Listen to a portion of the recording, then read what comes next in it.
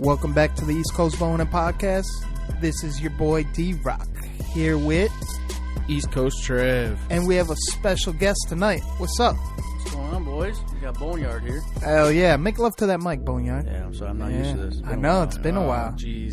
Are we going to break you in again? I guess. Are you nice and tight again? Yeah. I like them tight. I don't know. These days I'm getting kind of old. So we are brought to you by Elite Archery. Make the switch. And we're partnered with Gator Outdoors. Outfitting the working class is what they say? Yep.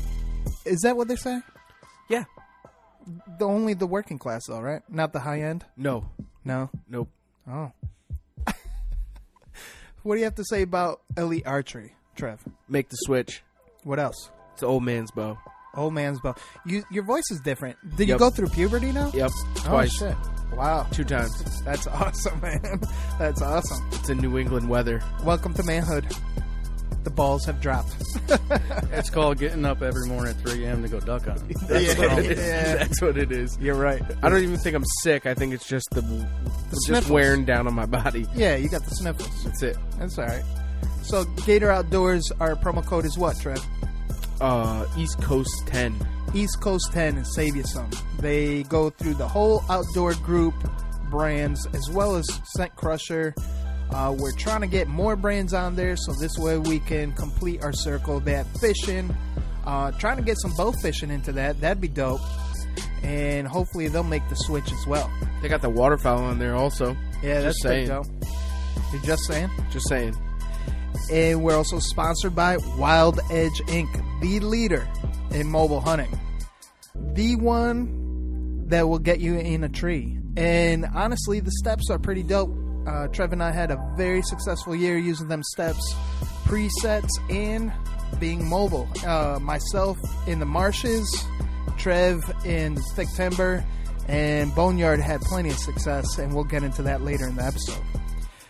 Also sponsored by Nor'easter Game Calls. Get them in close with your ECB Evo Series grunt call. And we also have now the Evo Evolution Exotic Series. Did you see the new one? Which new one? The Mammoth Tooth? Yeah. Jesus. That shit's insane. Christ. And he called that what? Prehistoric Series or something? I think like so, that? yeah. Yep. Is it a real mammoth? Yeah, real mammoth tooth. Yeah. He bought literally a pallet of mammoth tooth. It was insane. He's got I think 6 boxes, like the big shipping boxes, USPS boxes, full of mammoth tooth, dude. And he was like, so me and him are talking, and he's like, I don't know, Trev. He goes, this may or may not work, but I'm gonna give it a shot. It came out and beautiful. He started sending me pictures, and then he posted them, and Any I saw him dick in the pics? morning. No. Oh, no. So I see these things, I'm like, holy fuck, dude. Like, it's badass. You gotta go and check it out. Nor'easterGameCalls.com. Hell yeah. And they have a promo code ECB. Plain and simple. You get yourself a free lanyard. We said we were going to do it up to November 1st, but just tell Mark we said so and, get a free lanyard. What are you, Santa Claus? Hey, just because I got a little chubby over the holiday season doesn't mean, and I got grays in my beard. He's the Come pod on. clause. Yeah, the pod pod clause. I just like to give away shit. Come on. Come see us at the ATA show, followed up by the Harrisburg show with Wild Edge Inc. in the Archery Hall, as well as Zeus Broadheads. That's some big news to come. We won't reveal that too much information, but They sent out a little bit of a teaser. They had the 175 and the 200. I know, man. Isn't that crazy? Say what?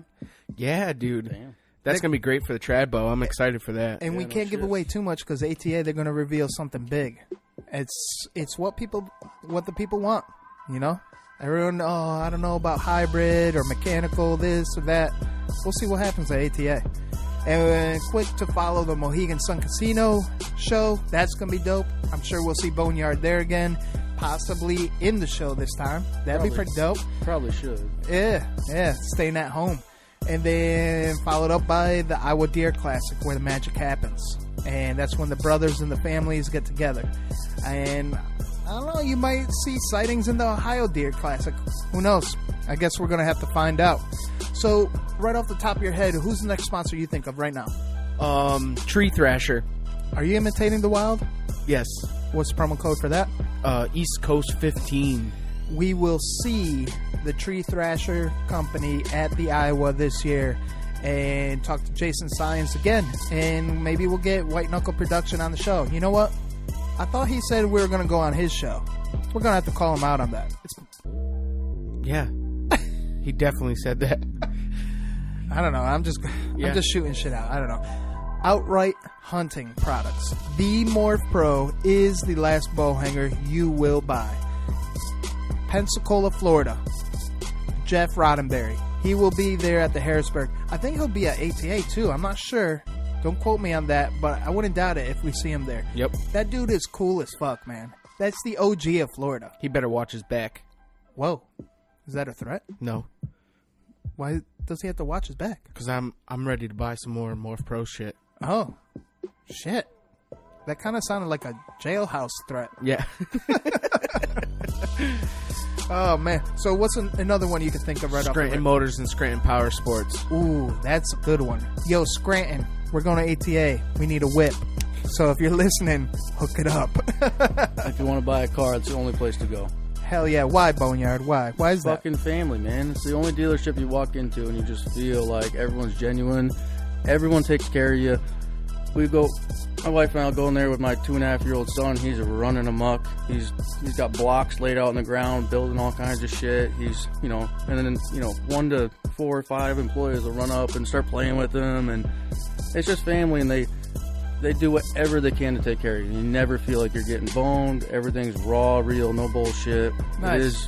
It's a family-run business, and you feel they treat you like gold.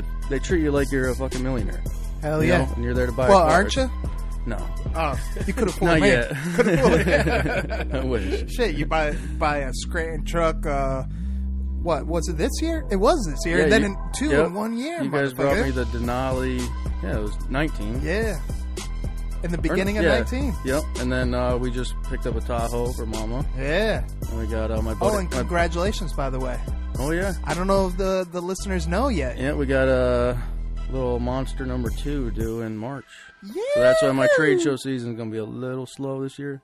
Yeah. So Iowa's not going to happen because Mama's due early March. So. Yeah. Well, that's Yeah, all right, you can't man. You'll be there in Iowa. spirit. Yeah. I'm in labor. Fuck. Yeah. That's not very close. So if you haven't heard for Boneyard, I mean, he's been getting busy. Yep. Shit. And we'll get into the episode, more into that in the episode later on. Shabine Brewing Company. The Hunter's Beer. The reason why we have fun on the show. I mean, we do have to take water breaks, so we might go back to the Shabine Simply Beer, the Pilsner. This way we could kind of come off and gather ourselves. But if you haven't tried Shabine Brewing, go down to the brewery. I'm telling you, that's the best bang for your buck for quality beer. If you're local, somewhat local, I encourage anyone from out of town visiting the armpit of New England, hit us up because we're there. And we'll even meet you there and buy you a beer. Word, Trev? It's not really the armpit. It's more the asshole. Oh, yeah.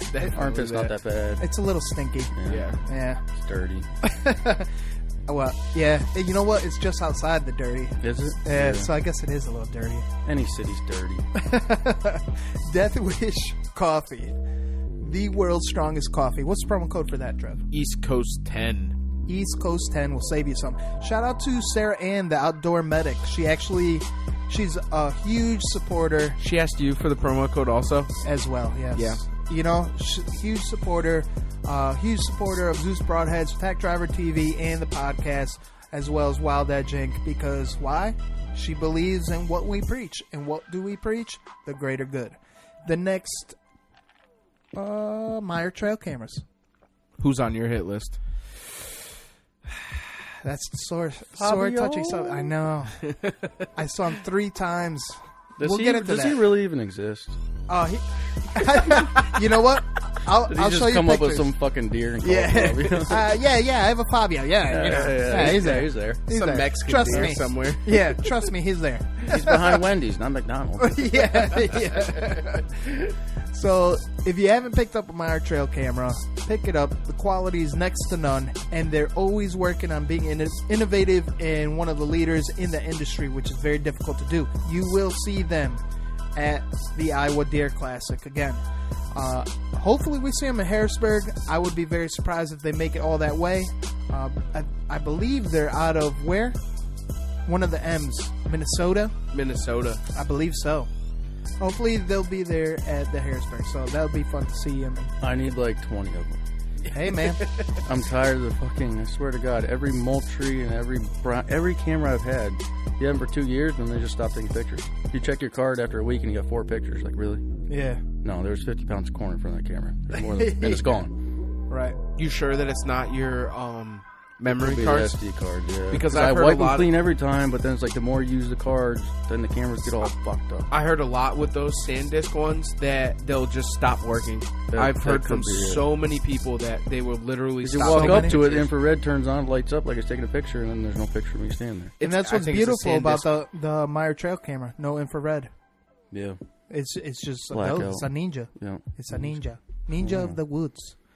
And last but not least, the Hunter site. I mean, Scranton Motors uses that religiously. Bryce Stone out of Texas supporting the East Coast.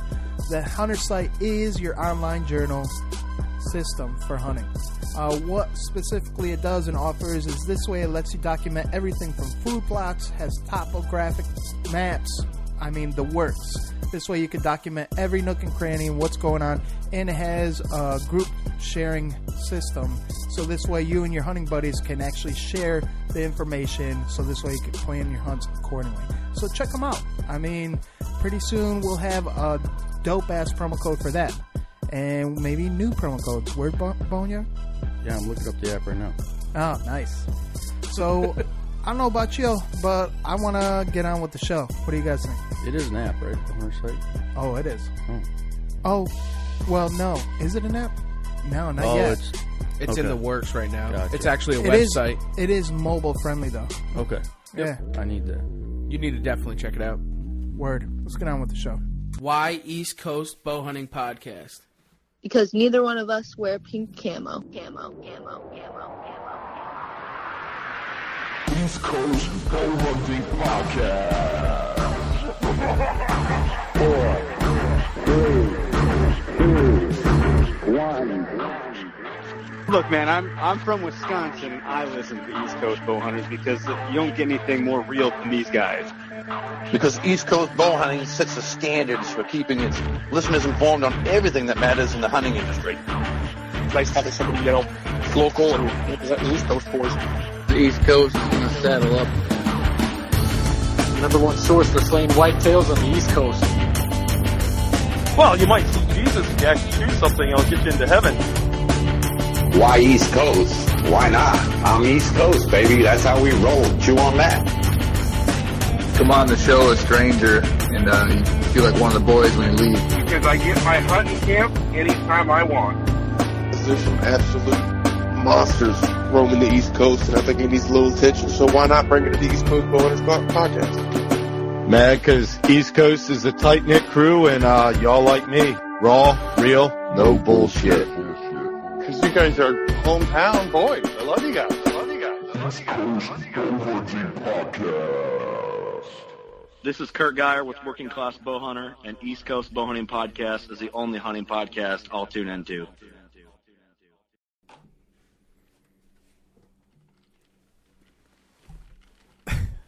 So welcome back to the show. We have a very cool special one tonight. Long time coming. Homie's been busy with his head down and trucking through what he needs to get and handle through. And he's really been up to par as far as building the company and building the business. So who I'm speaking of, you just talked to him a little bit ago, is Boneyard. Welcome back to the studio, Boneyard. We're back at Slayer headquarters. That's right. The original. So for our listeners that might have forgotten about you, tell us who you are, where you're from, and where we can find you. Drew Walter, also known as Boneyard around here. Wild Edge Incorporated president. And right here in hometown, Moodus, Connecticut. You can find me wildedgeinc.com, and your leader in mobile hunting. Hell yeah. And you're on IG and Facebook too, right? Oh, yeah. Oh, yeah. Yeah, Wild Edge Inc., everything. YouTube, Facebook, Instagram. Awesome. Yeah, you have a few groups too. The Wild Edge Tribe. The Wild Edge Tribe. We have Saddle Up, yeah, we're all over the place. Dude, you've grown. You've grown from even the last time you were on the podcast. Now you have a whole bunch of pro staffers. I know that's a touchy, sore. I don't even know why a sore term, and it shouldn't be.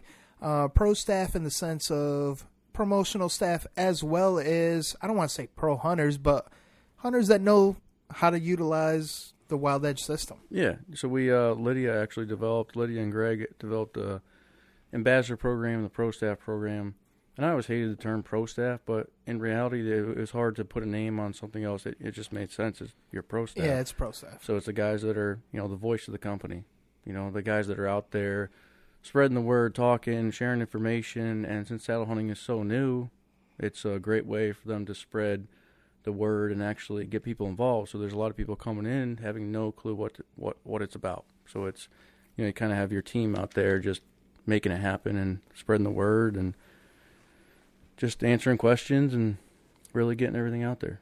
It's pretty dope to have the influence too, because you have some people that are kind of like your everydayer type individual that are hitting the woods hard. Yeah. So it's very, very relatable, and it's nice to see like our boy Matt Wiltsey jumping on the pro or the ambassador, and he had a good season this year too, and he's a very strong influential impact, I feel, here in the East Coast, mainly because he's always social media active, which is important to push a brand. And then not only just that, he's a family guy, just like all of us, and blue collar. Matt Welchie, we got Mike Nudo, also known as Reinhardt on Instagram. Greg, Zach Osley, Greg Staggs, got Lydia. I mean, it's they are my team, and they make shit happen. So, keeps me off Facebook more than I need to be. We like Reinhardt too. He's hard on us, man. He's the man. Yeah. He's definitely metal for sure. Oh yeah. Yeah. It's cool that he's on too. Yeah, he's a good supporter. I mean, I met him for the first time last year at Harrisburg, and just like guys like him and Wiltsey and Zach, I mean, they're just nothing but love. Right. They're shirt off your back for you. Hell yeah. They're good dudes. And I think I talk to all those guys regularly. All the time. Yeah. They're supporters and of the podcast. And that's cool. They're like, man, I don't mean to blow up your phone. I know, I'm sorry, but no, dude, just fucking... Oh, you actually answer your phone for them? No. It's, I won't respond. And like, oh, dude, I know you're busy. No, I didn't respond because I literally have a problem where I'll respond to a text or a voicemail or a call in my head and forget to ever type it. Oh, so you're a little crazy like us. Yeah, I could respond to you guys, but it's telepathic. It's all in your head. That's like D-Rock today was like, hey, can you get a hold of Boneyard and see if he wants a podcast tonight? And I'm thinking in my head, yep, this is going to be fucking great. I'll get a text back in 3 weeks. Literally, it's like we've been building a new shop, so it's like I'm in a fucking excavator, I'm in a dozer, I'm in a skid steer, I'm on a roller, I'm running a compactor, I'm fucking, putting foundation panels up, I'm running panels, I'm pouring concrete. So it's like I got his text, I'm on the roller, and it's vibrating, and it's just like, bouncing my head all over the fucking planet. And then I see it, and I put it back in my pocket. I couldn't respond because I'm going around the edge. And then Johnny, my buddy's there, freaking putting sand inside the foundation. Then you text me, call me, like, God damn it. I just got off to take a piss. And I was like, I'll respond to everyone right now.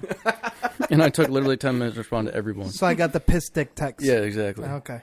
Well, dirty hands. Yeah, I guess appropriate for the dirty. Yeah. Yep. So before we get really into it, man, this is something that stood out, obviously on social media, but it's very current and relative that I think we should address really quick. And it's something to the new segment that we're trying to really find a good name for. Because Ryan the Porn Star has been having his personal time because he's still, I think he's out of the Grindr studio back on Tinder, but he's staying busy. So there's no more deer news right now. So I came up with something, the Big Titty Report. No.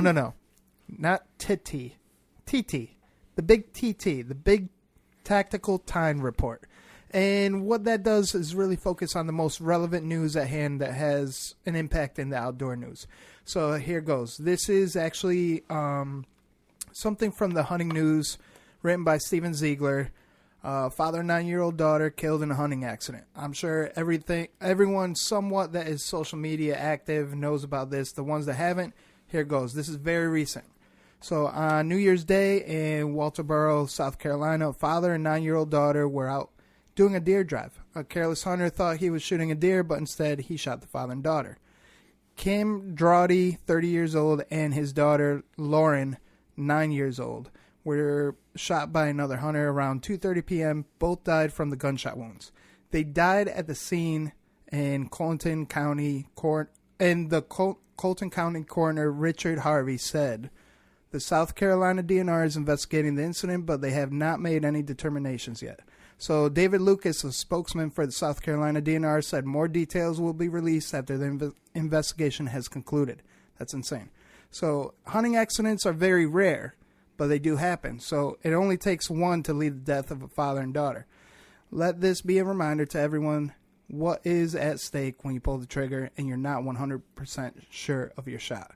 That's insane how one shot took 2 lives. That's fucked up. It is fucked up.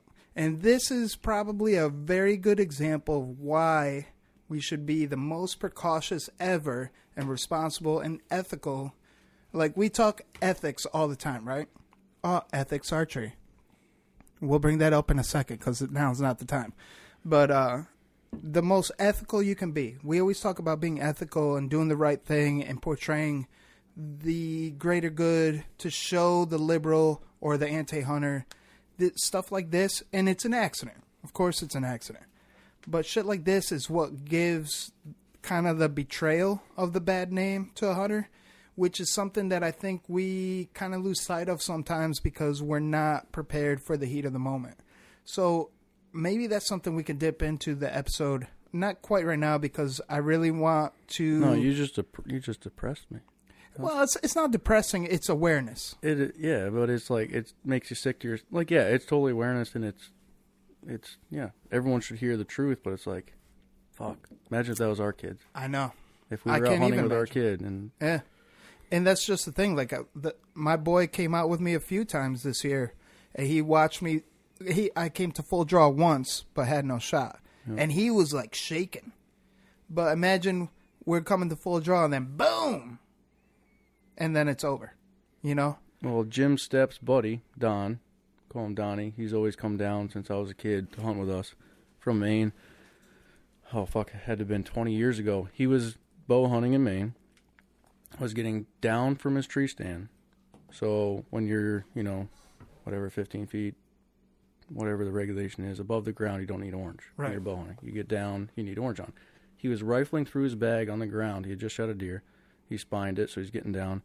He was going to grab his orange out of his backpack. Boom, he got shot. Right through his bicep. If it had been, half an inch lower, it would have gone right through his bone.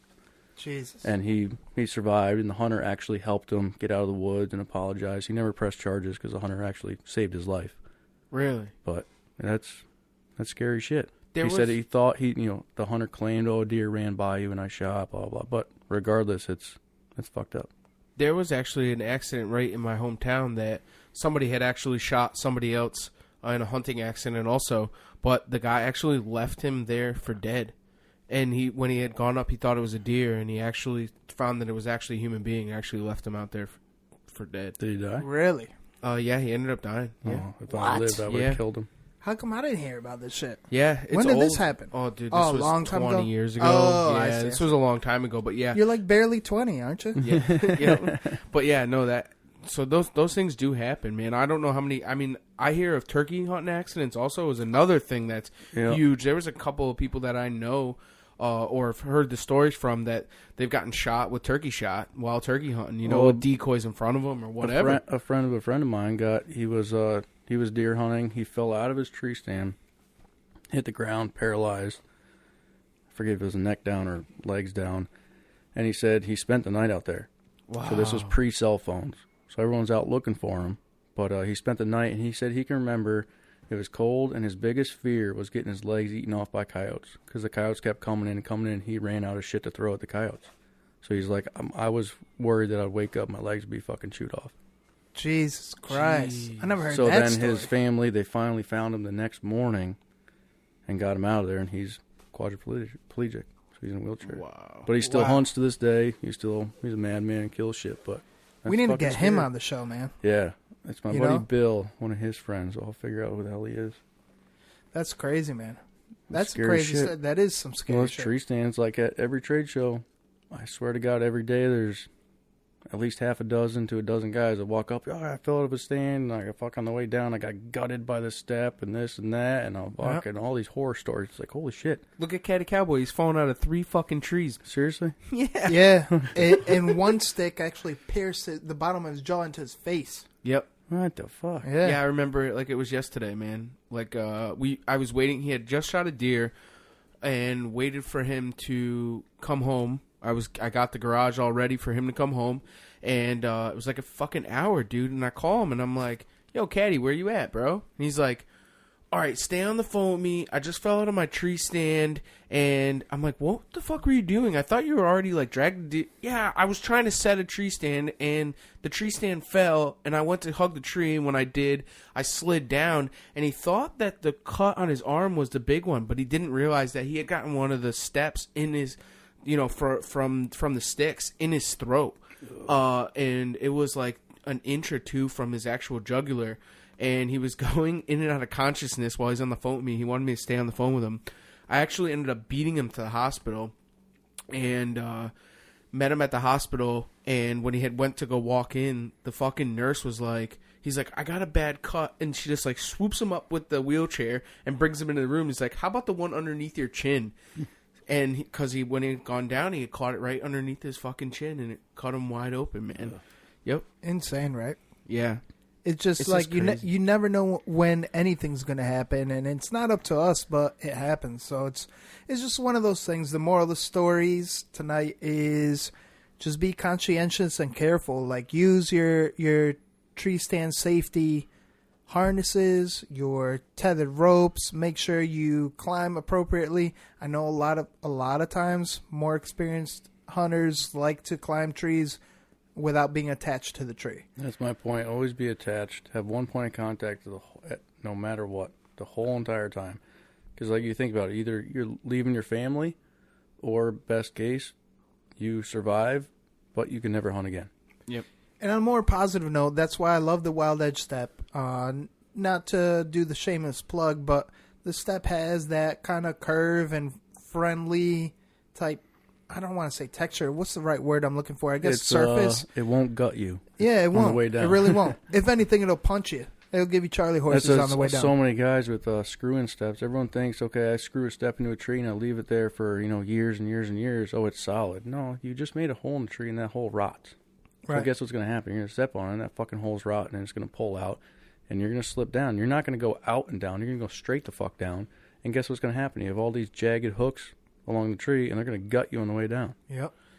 One thing I do like about the step also that I've used to my advantage is I always set another one like up above like my ring of steps so that like if I'm going to get ready or whatever, I just hook up. right. Well, I just hook right to it. Hook your bridge so, right to it. hook my bridge right to it so that I'm always contacted to the fucking tip. Yep, and like when you're going up, I tell guys, a lot of guys do use double linesman lines on your way up. So if you come to a branch, I just use one linesman line. When I come to a branch, I always have a step right at my chest, the level of my chest, take a carabiner, have it hooked to your bridge, snap it onto the step, then detach your linesman line, go around the branch, and keep going, unclip from the step. So it's like you always have something there. Yeah. Yeah, that's a solid tip, man. Solid ninja. Because that's when you're doing gonna ninja fall. tips before we Yeah, even there get you to go. the ninja tip. Fuck. Not even that, but the other thing too, even if I'm in a regular tree stand and I just take actually I learned it from you, D-Rock, was I took my actual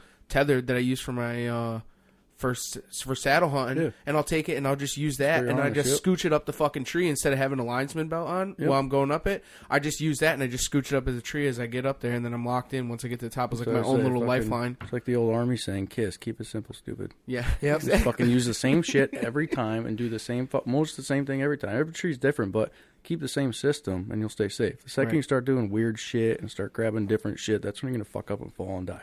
Yeah, no one wants that. No one wants that. So, to bring it back on a positive note, we could never forget about Ethics Archery. Our promo code is East Coast 10 there. Please use it if you want to steroids for your arrows, and if you're not using Ethics Archery, then fuck you. And the reason we say this is because they give a lot back to the community as well. So that's another shameless plug. Big Hoss, he's their biggest representative of that company, I want to have to say, and he does a lot and gives a lot back. He's been through his ups and downs, and he actually had a successful year. So it's pretty dope to kind of get back in the swing of things. And it's cool to see everyone in 2019, I can honestly say, had a very successful year all the way around. So before we dip, I mean, a lot of people have been hearing about us. Right. Let's dip into your story, Boneyard, man. I mean, it's been a long time coming. We've tried to schedule podcasts in recently, and we couldn't kind of connect the stars, so to speak, but you've been busy, man. Not just outside in your business and growing Wild Edge, but also growing your family. So, I mean, start where you want to start, man. Oh, fuck. I know. Loaded question. Just get nice and close to that mic before you get going. It's loaded. It's been a crazy year. Started plans for the new shop. Last summer. This mic's pissing me off. Do what you do. All right, yeah, we started plans for the new shop last summer, and that kind of just whirlwind into I'm grateful. Everything's going fucking awesome. So started digging for the new shop, and since then, we're getting close. Should have it all up and ready this spring. Had a hell of a hunting season. I didn't hunt as much the last couple of years building the business, and this year I finally kind of drilled into my head, this year, motherfucker, you're going to hunt. So it's like I've been taking time off, and I was like, I kill myself all spring, summer, and winter. So it's like the fall is my time to kind of break down and let myself go and actually hunt. So, yeah, I had a hell of a season. Killed a couple nice deer, and, yeah. You're still at it, though. I still got the month of January, but it's like every year I get so obsessive, end of summer into the early season, October, November. I am just fucking psychotic. Like, I am religiously checking cameras, religiously scouting, on the move. I'm fucking mobile all over the fuck. And it's like every morning I wake up, I'm thinking about what's going to happen in the afternoon. And then I'm thinking about planning when I can hunt a morning. And then I'm so psychotically, like, my whole schedule is, like, revolving around hunting. So it's like, I'll just literally be sitting, like, in the office or down in the shop working. It's like, all I'm fucking thinking about is hunting. Where am I going to go? And I check the weather app, Weather Underground, probably fucking a dozen times a day. So I'm checking wind, thermal, okay. And then the pressure, it's high pressure, 30.2, holy fuck. And then I'm like, by the time, like, if I can hunt the afternoon, 1, 2 o'clock comes around, I'm just, like, vibrating, walking in circles. And Greg P., my shipping hero, the guy that works down in the shop, he's like, would you just get the fuck out of here and go hunting? Like, yeah, I gotta go. So, yeah, it's been a crazy fucking year. Hell yeah, man. It started with, 2019 was one to remember, man. It actually, with the East Coast team, it started in 2018. I could remember like it was yesterday, man. We're having a good time, drinking probably too much beer. Yep. Getting your sister Lydia on the show, exposing her success as well. At the time, I could still remember like it was yesterday. She's rocking the red flannel with the East Coast hat when they came out with the platypus, you know? Yep. And to fast forward into, the Iowa where you killed it, after the Harrisburg where you killed it there too, and then boom, Wild Edge has its own saddle. Yep. The Yark comes out. The Yark is born. And then the Perch and then the Yark. Yeah, the Perch, the nacimiento of the Perch, the birth of the Perch comes out of nowhere, thanks to Out of the Limb. And shout out to Matt Garris, Out of the Limb Manufacturing. Man. He's a fucking genius. He is a genius. Dude can make anything. Anything. I can't wait to see what he's got at ATA. And then the camera arm.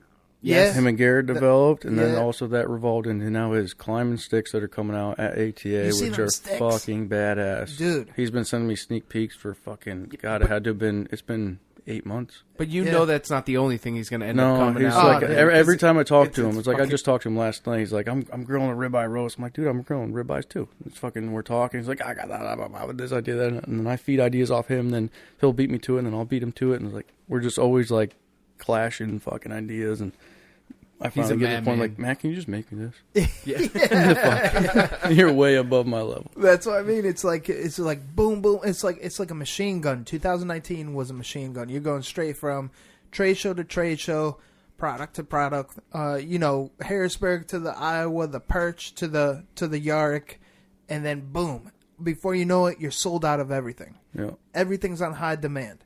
It's just people are slaying with your product. Not to dip too much into product, but it must be a very fulfilling sight to see. It was really cool to go from, nobody recognizing you and not being able to afford a coffee. It's pretty fucking goddamn humbling when all of a sudden Wild Edge is out there full force. You look on the forums and the Facebook pages and social media, and it's like, holy fuck. Like, you used to look back at Instagram and be like, oh, cool, post a picture and got 30 fucking likes. Yeah. Cool. But now it's like all of a sudden you're engaging with people and you're teaching people, and it's like people look at you for... I always took for granted my knowledge I had for mobily hunting and doing my shit. I just did it, and I didn't tell anybody about it, and I just did my thing. And that was just normal to me. And then I'm like, every product I developed, I'd like make something and I'd use it. People are like, why don't you fucking sell that? I'd be like, oh, you think someone would buy it? Like, yeah. Oh, okay. Yeah, I guess I'll sell it. And then you sell fucking 10,000 of them. Okay. Makes sense. So, like, Lydia has to, like, beat me down and, like, listen, motherfucker. Do what you do and make the products the way you would make them. And my biggest thing was always simplicity. I like fucking simple shit that works. You don't have to fucking think about it. Keep it simple, stupid. And everything's in place, and everything you have and you bring into the woods has a fucking rhyme and reason for it. So everything has a place. What the fuck is this saying? There's a place for everything, and everything has its place. So that's the way I fucking organize my shop. That's the way I hunt. Every single goddamn pocket. The rangefinder goes in the same pocket. The fucking bow hanger goes in the same pocket. My sling line and my tether go in the same pocket. My linesman line, my duck, my carabiners, they all go in the same place. Everything goes in the same place every time, regardless of the tree you're climbing, everything. And that keeps you safe, and that keeps you organized and mobile. Not just organized, it's just you don't even think about it. It's just natural reaction. It's instinctive. You just do. Yep. Instinctive. And that's what I tell a lot of guys when they're learning. It's, when you're, you don't just buy a set of steps and a saddle and fucking blast in the woods opening day and fucking climb a tree in the dark. Go to every single fucking tree that's around your yard, every different tree, and climb that motherfucker. That was one of my biggest problems this year, honestly, is because I didn't have that time to do that and to utilize the steps like that. And you need to do that. Yeah, you got your saddle into the season. Yeah. Right before it. And you were fishing like a motherfucker. Because you waited for the Yarrick, too. Yeah. So it was one of those things that, like... So I thought that I could just go into the woods and do that, and it was not the case, dude. It took me forever to like, because you're trying to build your climb. You feel like a monkey fucking a football. You're just all over the place. It was so tough. Footballs have holes to fuck? That's news to me, man. A little air hole. Shit. Trevor would be fine with that. So what I would do is I would honestly I would figure out how to get up the tree. So I just said, you know what, I need a thing of sticks. So I got sticks to get up the tree, and then I would bring my steps, and I would do a ring of steps just to get myself utilizing the steps so that I could actually use them. Practice, right? Yeah, because I couldn't use them like. Dude, he was bending steps left and right because because there's a sweet spot to it, and just like anything quality, you need to get that repetition in. Because you really do need to learn that. That's crazy. Yeah, and it's definitely one of those things you definitely need. If you don't have them in your hand and utilizing them all the time, it's not a simple thing. Like, you have to practice with them things. Right. I mean, it's not. But once they work, it's lights out. Yeah, it's like you get that feeling where you can find equal contact and you stand off and you pull it up, cam it over. You know what? It's funny you bring that up because my eye opener for the steps, right? Since we're talking about this, my eye opener for the steps was hunting Maryland with Garrett, the modern assassin. So, my go-to was bringing one stick, so I get the kind of like two-step factor, get that one height brace, right? especially for presets. I like that. And then you get that 2-step height factor, and then you start rocking your steps all the way up. So this way you get that little bump. Instead of 15 feet, you get like maybe 18, 20 feet, right? Because being mobile hunting, you want as light as possible. Like, that's the thing, right? So being effective that way in the marsh was not so effective. Because we're hunting timber up here in Connecticut, right? Heavy timber. And, you know, pricker bushes, whatever, briars, it's no problem. The first thing Garrett said is like, dude, you're going to want to get rid of that one stick. And I'm like, well, nah, I'm good, you know, like, because I never hunted the marshes. He's like, all right, D-Rock. He's like, you'll find out for yourself. So, you know, long story short, I ended up going in with 5 steps and 1 stick the very first time. And god damn it, did that 1 stick always hold me back through the frag grass. It felt like arms just pulling on that stick, holding me back, making me fall in the swamps. Dude, I got soaked before even getting into a tree. That's the thing. So many people like, I'm like, you know what? Most of the time I'll carry, I fuck with 8ers sometimes. I have a new 8er system I'm coming out with that I've been fucking with all season, but I usually don't fuck with 8ers. It's, I'll bring 8 to 10 steps. Right. And I'll take the time. I'm way quieter, way smoother. Slow is smooth, smooth is fast. Yep. When I'm slow, I'm smooth. When I'm smooth, I'm fucking fast. And I'll fucking shoot up the fucking goddamn tree. Instead of monkey fucking with 8ers and dropping shit and you're stretching in late season, you're trying to stretch your fucking leg. Good luck. You're so bundled up you can't move. But when you're carrying 8 to 10 steps, how far are you walking? It's 8 to 10 fucking pounds. But most of the time, I'm not walking far. I'm crawling. Right. When I'm hunting the river bottom, all the peninsulas and islands I hunt, access my kayak, set of 8 or 10 steps is strapped to the back of the fucking kayak. I get out, put it over my shoulder, or I put it on my backpack usually. I put it on my backpack, and I'm not walking. I'm crawling through frag, just like you were sick of deer hunting down in Maryland. You're crawling through the frag. You're fucking just pushing through, and then the prickers and briars. You're just crawling. You find a tunnel. You're following a deer trail to where you're gonna hunt, and you're just literally crawling, hands and knees. So that's where knee pads come in hand because you're fucking getting down in the fucking nasty mud so your pants don't get wet. So you're literally crawling and pushing through shit. I may walk 300 fucking yards and it seems like you walked 5 miles. It's nasty shit. Or I'll walk 50 fucking feet and it'll feel like a goddamn mile. Exactly. And I'm no pro, but I learned real quick hunting with G is like, okay, minimalistic is all the way around down to even the knee pads. Like, I showed them the knee pads I was rocking. There were the Husky brand Velcro straps, you know, and they're gel type versus the prototypical, like what I've been seeing a lot in saddle hunting is like the hard outer shell type. I got to show you. So I started running, Lydia and I go on Amazon. You buy literally basketball knee pads that go under. So you put them over your long johns, under your pants. Right. They're like $13. And you can give them like, so we got like the smaller padded ones and we rocked them for the season. Then I bought the thicker ones. They're like gel coated. Dude, you don't fucking feel shit. Awesome. Yeah. You don't even know they're there. So you put your long johns on. If you're wearing long johns, and then put them right over that and then put your pants on. Those are the cat's ass. And they're literally $12, $13. See, instead of buying the $60 fucking Arc'teryx knee pads and all that shit. Because when you have hard plastic knee pads on the tree, you slip and slide. And not even that, they're noisy. And what I also been doing for mobile hunting and even just presets, so I won't even wear knee pads. Take my backpack. I have a step that's like chest level that I always keep up there to grab for a handle, and I hang my backpack right in that. Turn your backpack the other way so it's facing against the tree, and then strap the backpack around the tree with your waist belt, buckle it. There's your knee pad. That's what I do. Your backpack is your knee pad. That's exactly what I do. I take the step and I have the step right. It's almost like right at eye level. Yep. And then I have my backpack. My backpack clips on it because it's got a carabiner. And then I just use it as my knee pads because I never used knee pads. And I was like, why does everyone use knee pads? Because I'm always leaning backwards. Yeah. And then after a while being in the tree, I'm like, Get the rest. what the fuck am I going to do? So then I always had the step on the backside and I would just twist it around and then that was my fucking knee pad. Face the backpack the other way, and then you have like I keep it open. I have my water bottle right there. I have my grunt call right there. My rangefinder. Put the binoculars in the step, so everything's right there, and that's your knee pad. Funny. My knee pad is my poncho. I just roll it up and lean on the poncho. I'm sorry. Hey, I gotta piss. Boneyard's back in town. All right, so I mean, everyone has their own method. Let's dip into the I mean, shit, it's the new year. This podcast in real time will be out the 3rd, is it, Trev? Tomorrow's the 3rd, right? I believe so.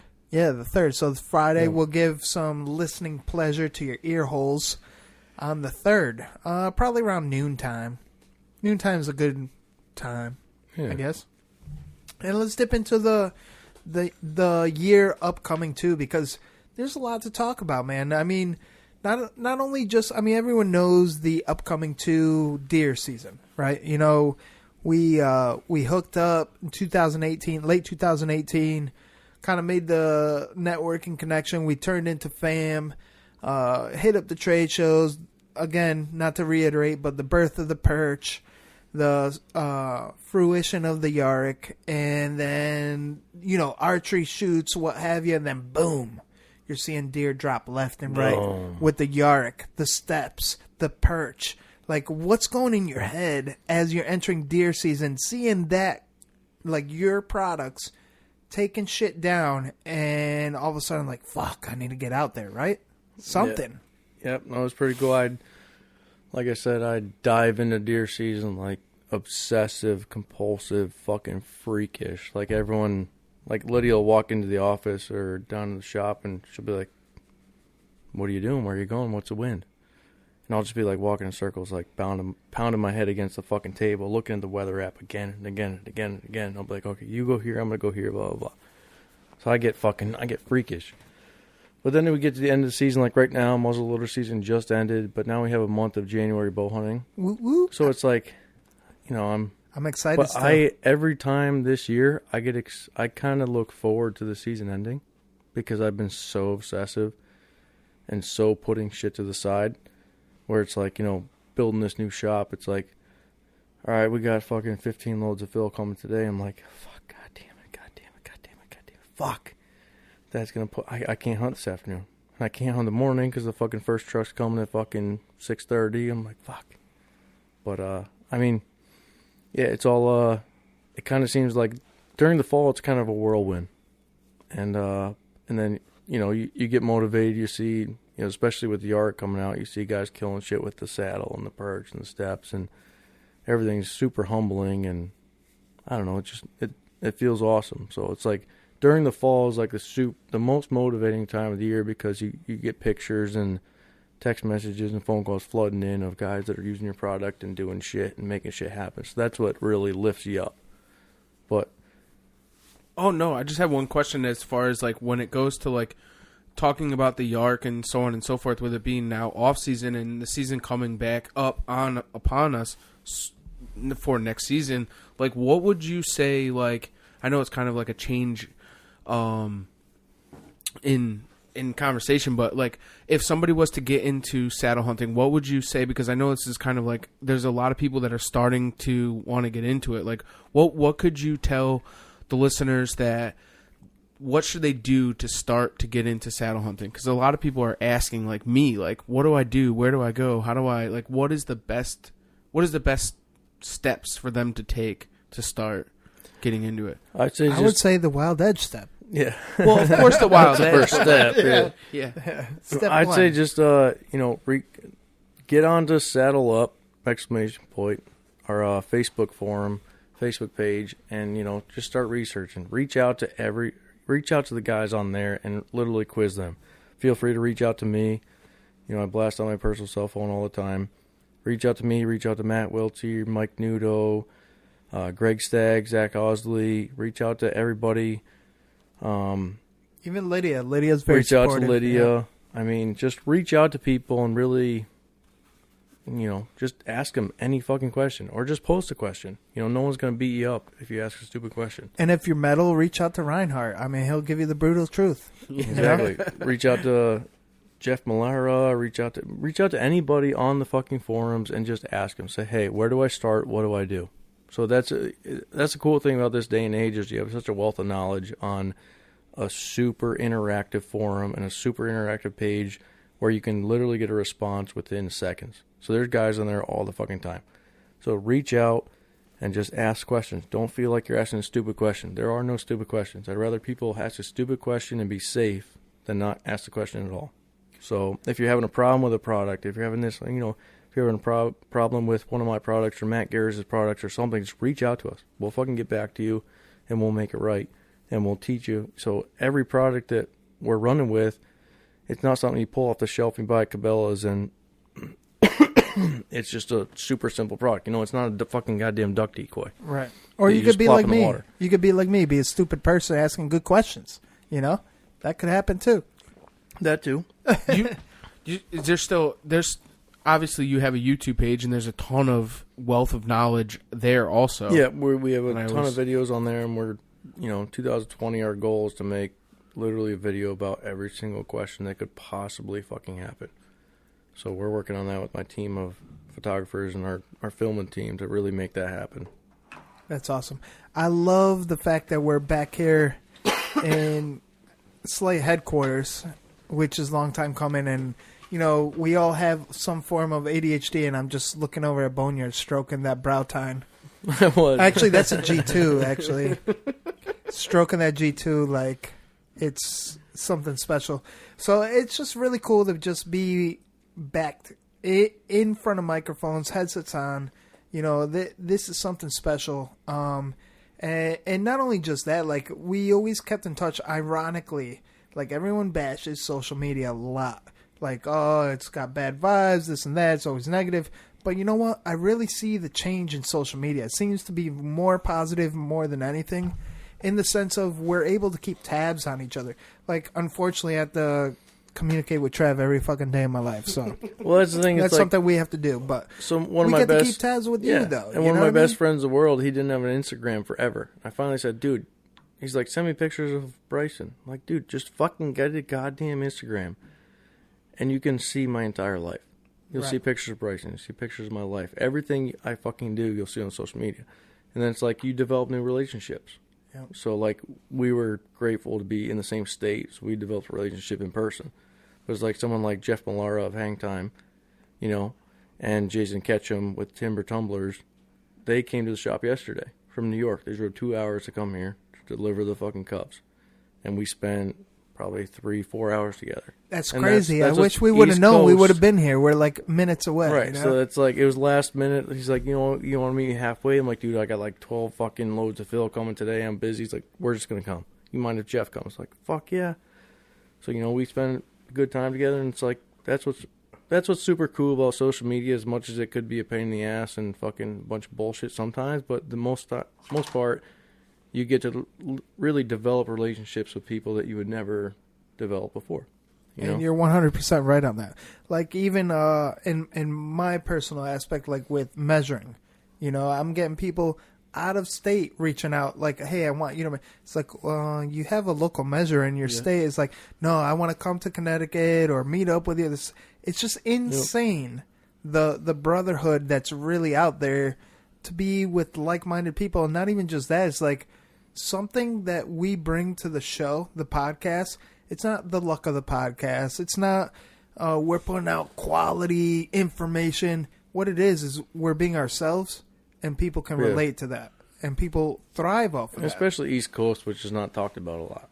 It's every goddamn channel you turn on, and fucking Fire Stick or Carbon TV or whatever platform you're talking to. It's all Midwest, and it's so unrealistic to guys like us. Right.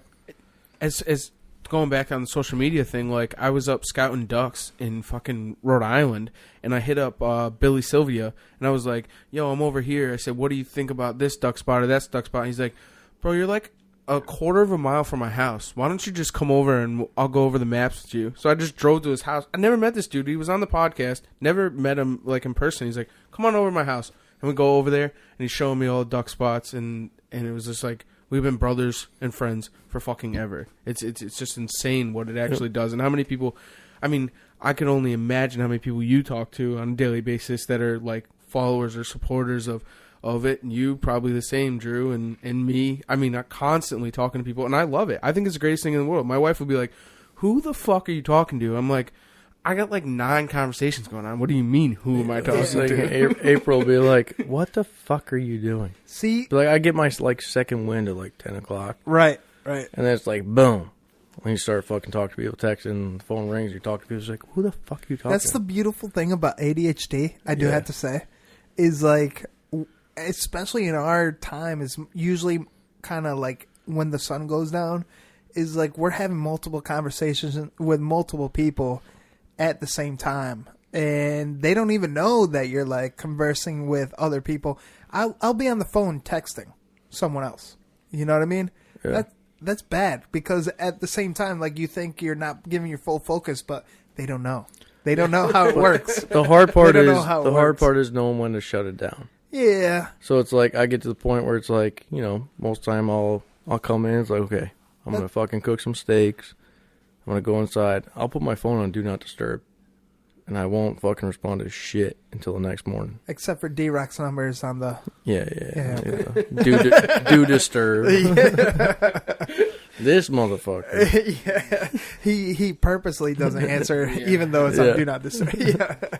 No, but on some real tip, man, it's really cool to, like, everyone has their, I guess, their place in the social network. Like, Trev, I noticed that you have a huge... not even following, but like a huge response to the kind of younger crowd. Whereas Drew, I know you have a huge following, especially in the saddle community, but not even just that, like the East Coast community. Like a lot of people like look to your knowledge for that. And then myself, it's just so odd like to have just random. It's just very random. It's so random. It's like, okay, this is out of left field. It'll be some kind of farmer one day, a musician the other. It's just... It's so cool to have that dynamic and then all of us tied in together to bring that community into one. And I think that's why we have people like, to shout her out again, like a Sarah, the outdoor medic out of Iowa. And then you have people out of New York reaching out to you, Boneyard. And then you have people out of Rhode Island reaching out to you, Trev. Like, it's really cool. And then not only that, like, this is something that I wanted to bring up not too long ago. I reached out, but it's like any people from like Florida to like North Carolina, it's like reach out to us, man. We need to know more about the South. We're East Coast Bowhunting Podcast. We need to know what's going on down in the southern states because we don't know enough about that, and we want people to reach out. I know there's other podcasts out there that represent those areas, but guess what? We represent the whole East Coast from Maine to Florida. What we are is one big brotherhood, and we're just trying to bring everyone together, not even just for the greater good and the unity, but for reality, because East Coast is where it's at, man. You want to hunt hard, you have people. We had Pig Man on the show. He's from Texas. He comes to the East Coast to hunt.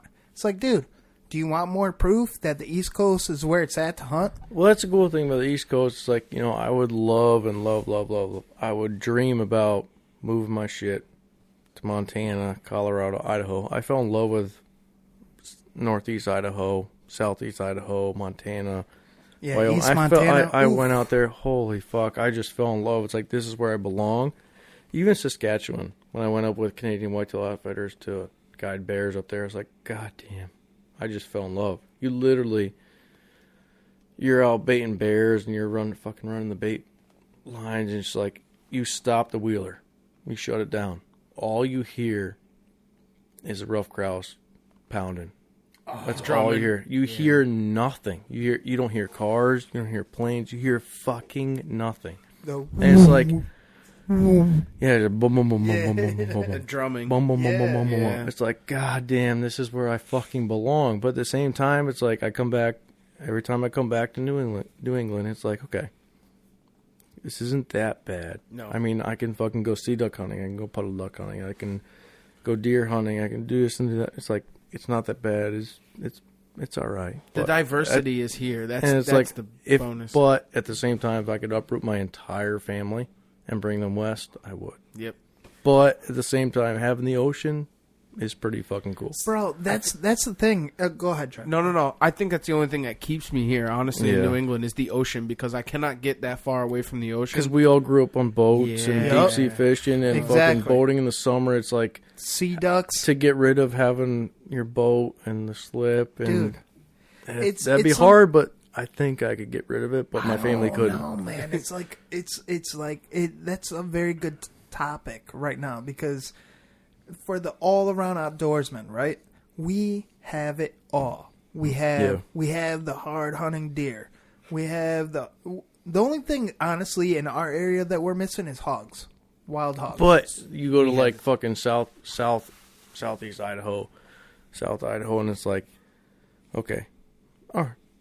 So this weekend, you guys want to hunt fucking antelope? You want to hunt fucking mule deer? Let's hunt elk. We can hunt fucking bear. We can run dogs to bears. We can fucking hunt. You know, it's just endless the amount of shit you can hunt. That's what I would miss and love. But what about saltwater fishing, though? I'm not a big fisherman. Come on. It's the bow fishing that I'd miss. Bow fishing? There's lakes out there, I mean, but at the same time, it's like carp fishing. Dude, I'm hooked. I'm hooked. Not even just that, like, in December, I got the chance to bow fish mahi-mahi. That was insane. In Puerto Rico. Yeah. It's like that. I don't know, man. There's so much to offer in the ocean. And then the... Do you reckon that's Puerto Rico, though? I know. It's East Coast. It's East Coast. That is East Coast. Hey, they're part of the United States. That's East Coast, man. I won't knock Puerto Rico because they're a territory. You know what I mean? It's just full-blown East Coast. And then not only just that, like, the dream of, you know, bow hunting tuna. You know? And there's people that done it. Like, was it Janet Waller that did it? I'm pretty sure it was Janet Waller. So Lydia's boyfriend fucking spears tuna. That's what I'm saying. He sent me a video, and like she sends me a video. I'm like, what the fuck is he doing? He's off the bow of the boat, off this super fucking high bridge, and all of a sudden I see him launch a spear and this tuna, and it goes fucking apeshit. I'm like, whoa. That's what I'm saying. That was badass. Yo. Yeah. So he used to be a commercial fisherman, and he would always talk about the fucking tuna. Oh, we caught 1,000-pound tuna, 600-pound tuna, this and that. I'm like, where the fuck's the meat? Oh, well, we had to sell it. Yeah. Like, well, do they like throw any away? Yeah, we cut the whole tail off and throw it in the dumpster. I'm like, bring the goddamn fucking tail home. So he's like, oh, really?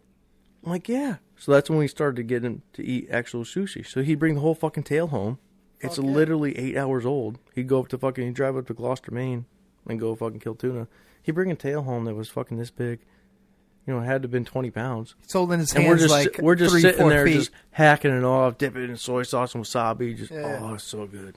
Damn, dude. That's what I mean. Like, the East Coast has so much to offer. It's just ridiculous. And then even the species. All right, let's start. All right, let's do this. This is a good quiz for all of us. For our knowledge, the three of us right now. From Maine to Florida, let's list off some species. I'll start first with moose. Moose from Maine. What about you, Trev? We'll go grouse in Maine. Are we just like working state to state, or are you just going straight? Just species that we know of on the East Coast to hunt. All right. Period. And including fishing, though. Including fishing. You do the fishing. No. Yeah, you take care of the fishing. Yeah, you take care of the fishing. You're the expert out of the three of us. I kill him with a fucking arrow. I don't know fishing, shit about fishing. So moose, grouse. What do you got? Oh fuck! You got whitetails. You got turkeys, all the way down to the fucking whole East Coast. You have fucking easterns. You have Osceolas. Some of the biggest turkeys, though, up here on the East Coast. Yeah, we got the eastern turkey. We have two species, right, in the East Coast. The eastern and then the Osceolas. The Osceolas. Down south. And you can hunt quail. You can hunt pheasant. You can hunt partridge. You can hunt pigs. We're not even going to get into ducks because there's fucking ducks is like endless. Ducks in itself, yeah. You can hunt geese, fucking pigs, snow geese, snows, Canadas, blues. Yep. Brant. So let's stick on big game. The West is still cooler though. Black bear. Everyone has its own unique place. West. I mean, goddamn. Can you imagine if we were just like, hey guys, next weekend let's go fucking. You got an antelope tag? Let's go kill a fucking pronghorn. Hey, you got a mule deer tag? Let's go kill a fucking mule deer. Where they getting you got an elk tag? Yeah, elk tag. Yeah. What about sick deer? Yeah, you kill sick deer. Well, Pennsylvania has a lottery on for elk and bear. So bear come back this year. I got my first fucking trail camera picture of a black bear in Connecticut, right here in town. That's awesome. A mile down the road. I can't wait till they make that legal. I saw that and I was like, oh, that's so. I know. Because you see sightings all over the fucking Facebook pages of the town and everything, and everyone's all excited. I'm like, it's just a matter of time. Yeah, and he was literally he was chasing deer. It was a bait site. He was chasing deer off bait. Oh no shit! It was so fucking cool. I had daylight pictures of him, nighttime pictures. He's there for like 3 days and then nothing. Wow. So it's like that's what I think about. It's like, how cool will it be when I'm taking my son hunting when he's 12, bear hunting in Connecticut, and be like, you know what, son? Back in the day, we could not kill bears. Dude, like, what? Never mind the shark on the East Coast. All the different breeds of shark. It's insane. We do have a lot here. Can you fish great white? No. Legally? No, not legally. Not anymore. You used to. Actually, one of the owners of one of the commercial boats here in Connecticut actually caught one of the great whites. And he had to release it? No, he actually kept it. It's Really? actually mounted. It's at. It goes to you can legally do that. It goes now? to the shore. Not anymore. Oh. No. Now they're protected, but they weren't before. Hey, pretty cool. what? What? I gotta pee again. Yeah, me too. Actually, You always. Boneyard, you were talking about something about Colt 45s. Can we? Yeah. Can we ramble a little bit on that? Well, I was just telling you guys a story about when I was in high school. I'm at my buddy's house. Not too long ago. You're not that old. Oh, yeah. Decade or two? No, decade. Dude. My high school reunion was this past year, 10 years, so... Oh, no shit. It had to have been 12 years ago.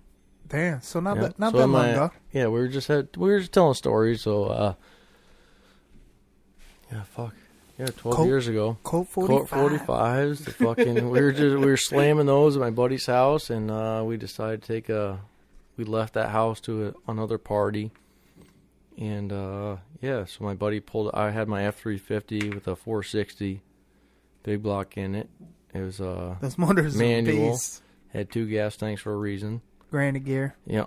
So the granite gear, first gear, we'd always... So I grew up on the farm, so for haying, we'd hook a hay wagon to it, put it in the first gear, and fucking no one in the driver's seat. And every once in a while, you just run up to the fucking driver's side and turn the wheel. And that was the fucking hay wagon. But that fucking truck had nut. Dana 60s in the rear. And my buddy pulled up next to me, and this is back in my wild days, he, gave the signal that he wanted to fucking race. So I just the wild days, not the wild edge days. Yeah. Okay. So he was in his girlfriend's Honda Civic, and I just blew him to the dust, but didn't exactly calculate the fucking intersection for the town street, Route 82. And I went right through the cow fence. My father was actually the first selectman, the mayor of the town at the time, having a meeting in the farmhouse building that was where my headlights went across. We're shining. I blew a donut, got out of the truck, locked the fucking hubs, and put in 4-wheel drive, sinking in cow shit and mud, and continued out of that field. And for some reason put my truck in the commuter parking lot, which was right by the town skating rink. Less than 1/8 of a mile down the road. Hopped in my buddy's truck and left, and then the cop met me there, and there was a lot of community service after that. And I continued to fix their entire 400-acre cow fence for the next month or so. There you go. Yep. At least you paid for your consequences. That family is still a family friend of ours that I still hunt their farm. And they have a beautiful cow fence. Freshly made. Up to date. It's been there forever. Yep. Since like 2007. Nice, man. So what's some of the wildest shit that you've done? That's like a not decade. even the wildest, though. No, we don't even want to get into that. Well, we could. That would be the nice thing. We could. No. What about you, Trev? Something wild, like over a decade ago. Jeez, I don't even remember. Is that a bad thing? No, you do. What's the first thing that comes to mind? Oh, like I was telling that story about. No, I can't tell that story because no. Oh God. I don't know, man. Not anything too illegal. A little illegal. No, nothing illegal, man. Just crazy things. I mean, I don't know how many times I got trucks stuck, fucking 4-wheeling or whatever. I mean, there was this one time I remember there was this old dirt road we used to always go and hang out on all the time. There was this, we used to always 4-wheel there, and I took my F-250 off this fucking trail with my cousin, and actually my cousin was actually driving, and he bombs through, and I remember we fucking sunk the thing all the way up to the doors, and we had to come out the fucking windows one day. It was fucking pretty crazy. But I can remember that in high school. I had my F-350, and it's like my buddies with their Jeeps. Yeah. Cherokees and Wranglers going through, boom, boom, boom, boom. It's like, I can do that with my F-350. Well, it weighs fucking 4 times as much. Right. Just boom. And the tires are way wider. Yeah, I remember blowing tires off, driving up the fucking hill on the rim, replacing the fucking tire the next day. Yeah. Stupid, those days. That's pretty shit. Crazy. I miss those days, though, to be honest with you. Yeah. Well, the simple days. life when literally you work, you make money, and it's like you put it in your fuel tank, you buy some beer, buy some hunting shit, buy some bullets, and that was as simple as life got. You know what? Those days are long missed and gone. It's like, at the same time, though, that's how much the world's changed from then until now. It's like, if you do that now, then you look down upon, and you look like back in the day, it's like you make $150. It's like you make $200-$300. Like, I'm fucking rich. Yeah. I can buy I can buy shells to go duck hunting. Yep. And then holy fuck, I might be able to buy new waders. And holy shit, I've gassed my truck, and I can actually scout, and I can fucking hunt, buy new broadheads. It's like that little bit of money nowadays. $100 means fucking nothing. I know. It's like, what the fuck can you do with $100 these days? Not much of anything. You can't even buy bubble gum with $100. Yeah. Damn, what kind of bubble gum are you chewing, son? A box of shells these days costs fucking $40. Yeah. Nowadays, you can't even buy a box of shells unless you have a card. Exactly. It's like insane. my buddies with, their fathers are Vietnam vets, and they never got a pistol permit or a fucking ammo permit, and they can't even buy ammo. It's like, it's serious? Like, Trev, can you buy me some ammo? Yeah. Everyone always asks. I'm just saying. Yeah. I'm just saying, though, like, if you don't go out of your way to go through the new laws and stuff, it's like, yeah, you kind of have to kind of bend the rules a bit, Not that I do that with Trev Pertz. I was just saying. Yeah. But, I mean... It's a different world. Yeah, it really is. It's like the fact that nowadays, specifically in Connecticut, it's like, we got grandfathered in, so I'm good with the long arms, but at the same time, if I wanted to buy a new long arm, I had to get a full-fledged, like, carry permit, which... Or you have to get a long gun permit. Yeah, because they have the long gun permit. But they're segregated now. Your pistol permit trumps everything, but you have to get an ammo card if you want to buy ammo, you have to get a long gun permit if you want to buy a long gun. Dude, we just got ammo back in Walmart, and like that. But then you have to register when they went through the registering the ARs, registering the clips and shit. It's like, fuck not even that, but now even ARs, you can't buy ARs, but you could build them. Walmart doesn't sell. Yeah, you can go to Maine and get an unregistered, non-serial number. Upper, we won't even talk about that. Yeah, Walmart doesn't sell pistol ammunition anymore. They outlawed pistol ammunition. They no longer sell it. Well, as Walmart, Walmart will not sell pistol ammunition fucking liberals. anymore. It's like with their fucking gun-free zones. Well, not even like that. You see plenty of that shit on NRA where it's like, well, why do you think we bow hunt? Well, that's like Dick's Sporting Goods. That's why we bow hunt. You could bow hunt like longer season. I could kill you. You don't know where I came from. That's it. You don't know what I'm doing, where I came from. Well, you could be in a, gun-free zone and fucking be sitting in a restaurant. Someone walks in with a fucking gun and fucking shoots the whole place up. I'll fucking throw my throwing knife.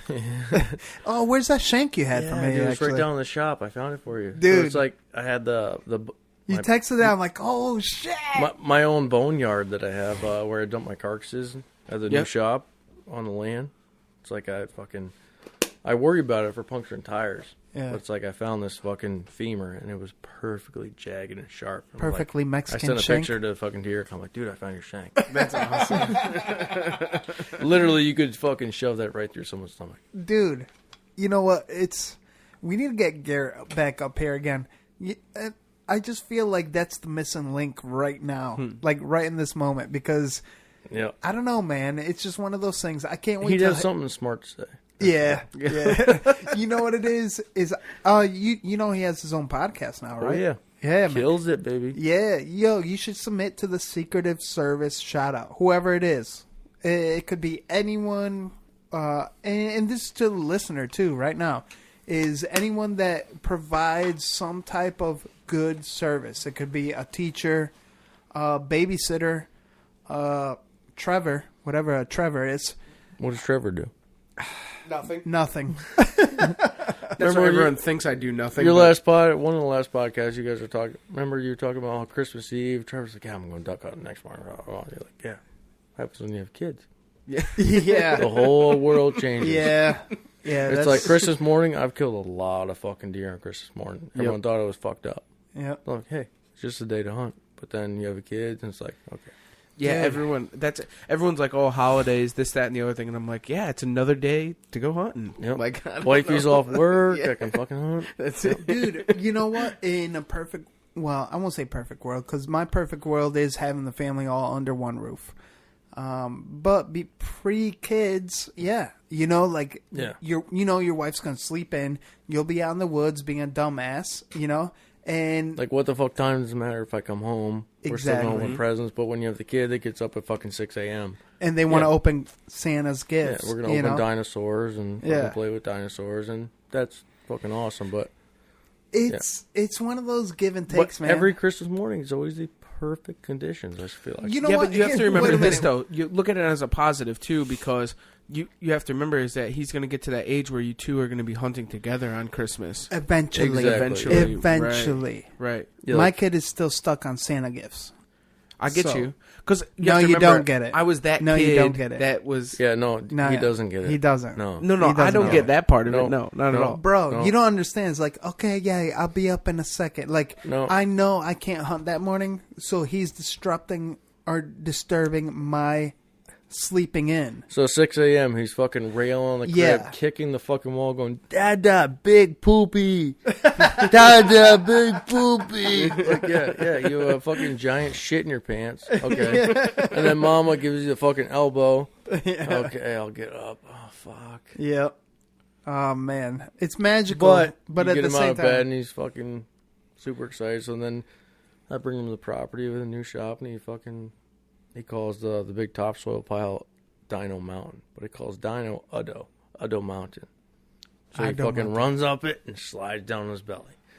Runs up it, slides down his belly. That's cool. And then I bring him, and he's running the excavator, and he can run that motherfucker better than most grown men. And then I bring him back to mom, and he's just covered in mud, and hand him to her. Here you go. Yours. It's yours. He's all you, mama. You handle them. Yeah. Oh man, so it's tough though. Like getting back to it is those extra holidays and stuff like that we used to have. Boneyard is like as a daddy, it's running around, dude. It's this parents, and then when you have split families, it's like split families this is parent's even house harder. and that Yeah, parent's house, and then step grandmas and step grandpas, and this family, that family, my family. It's tough. It's crazy. It really. You feel like you never get to wind down, right? Yeah, that's exactly it. That's why, like, when I have a day off that I have like nothing to do, I'm in them fucking woods. Yeah. Even if it's like the wind will be totally wrong, right? And I can only, with the amount of time given out, I can only sit in this one stand because of accessibility. I'll still go sit it as an observation stand. Yeah. Fuck the wind. My shit's already scent crushed. I'll go in and I'll just sit down and observe because I don't need to kill anything. It's just to kind of gather myself, because every hunter I feel needs that.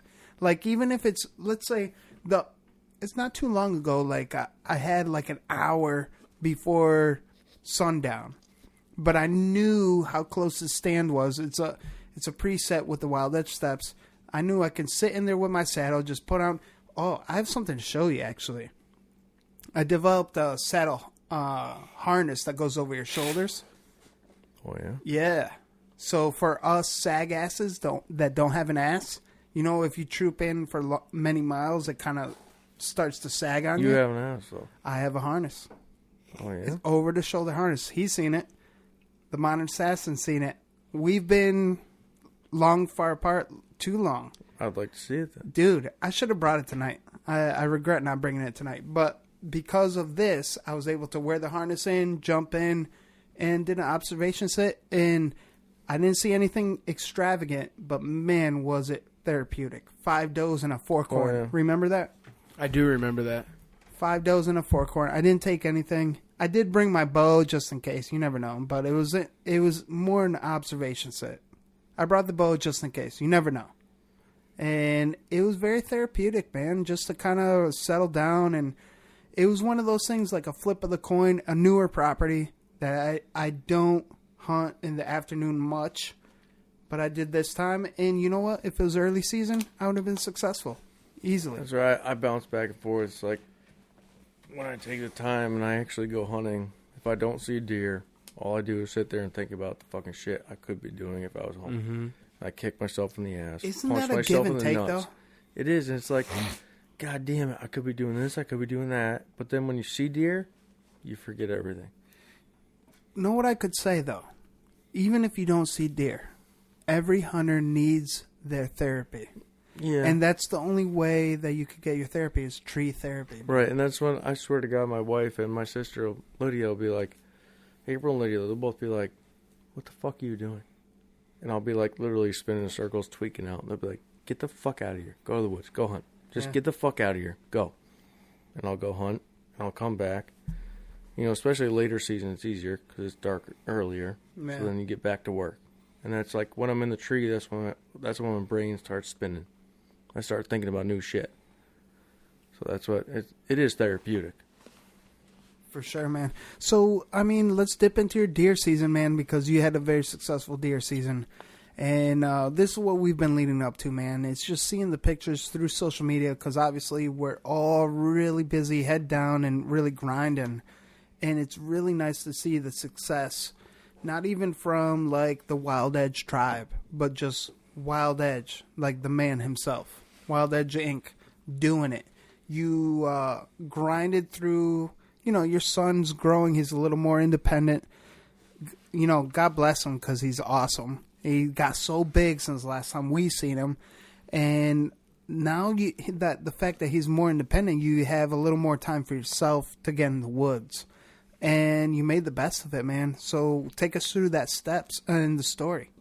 Yeah, so this year I actually, like I said before, this fall, before the fall, this summer, I said, you know what, motherfucker, this year I'm going to actually hunt.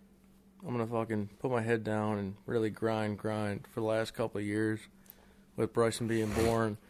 And, you know, so we bought this new rental property that I moved my shop into out of the industrial park and built this place last fall. So that kind of took a lot out of me. So this fall, I was like, you know what, I'm really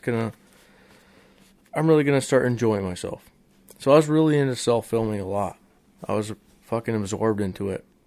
And then I got, you know, a month and a half into the season, testing out Matt Garrett's camera arm and Garrett Modern Assassin's camera arm.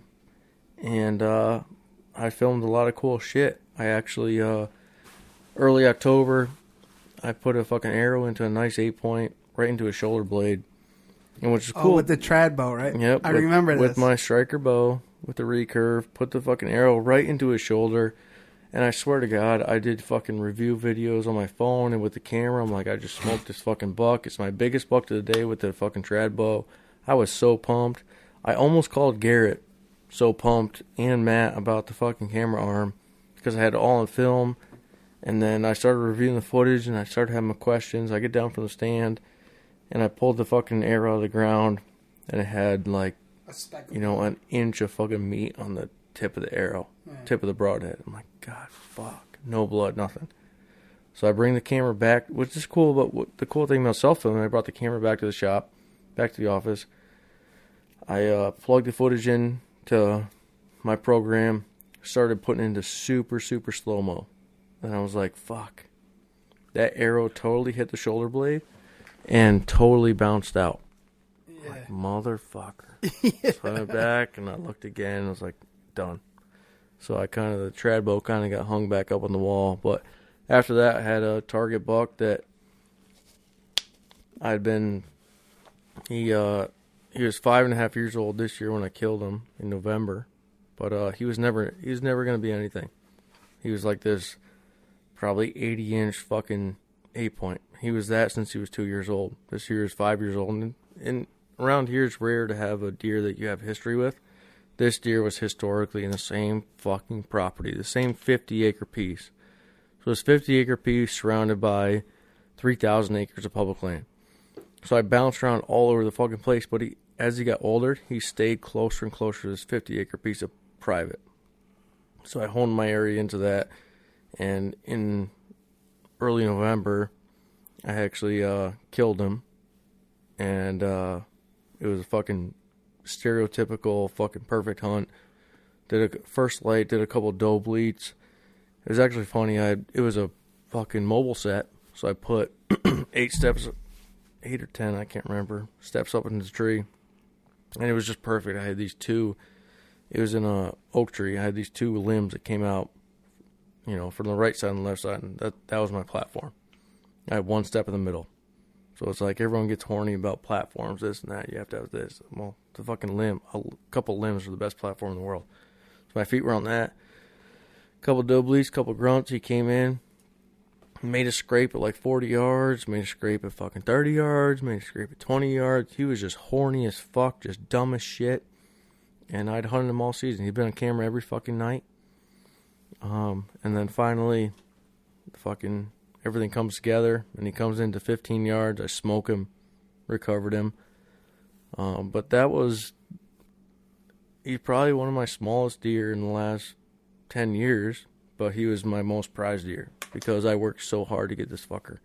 So last year I wanted to kill him, and Lydia actually had him run around her stand at one of my food plots, and she had him running by making scrapes. He was just being a horny fucking rutting crazy freak, and she had actually, in the confusion, a 4-point come by.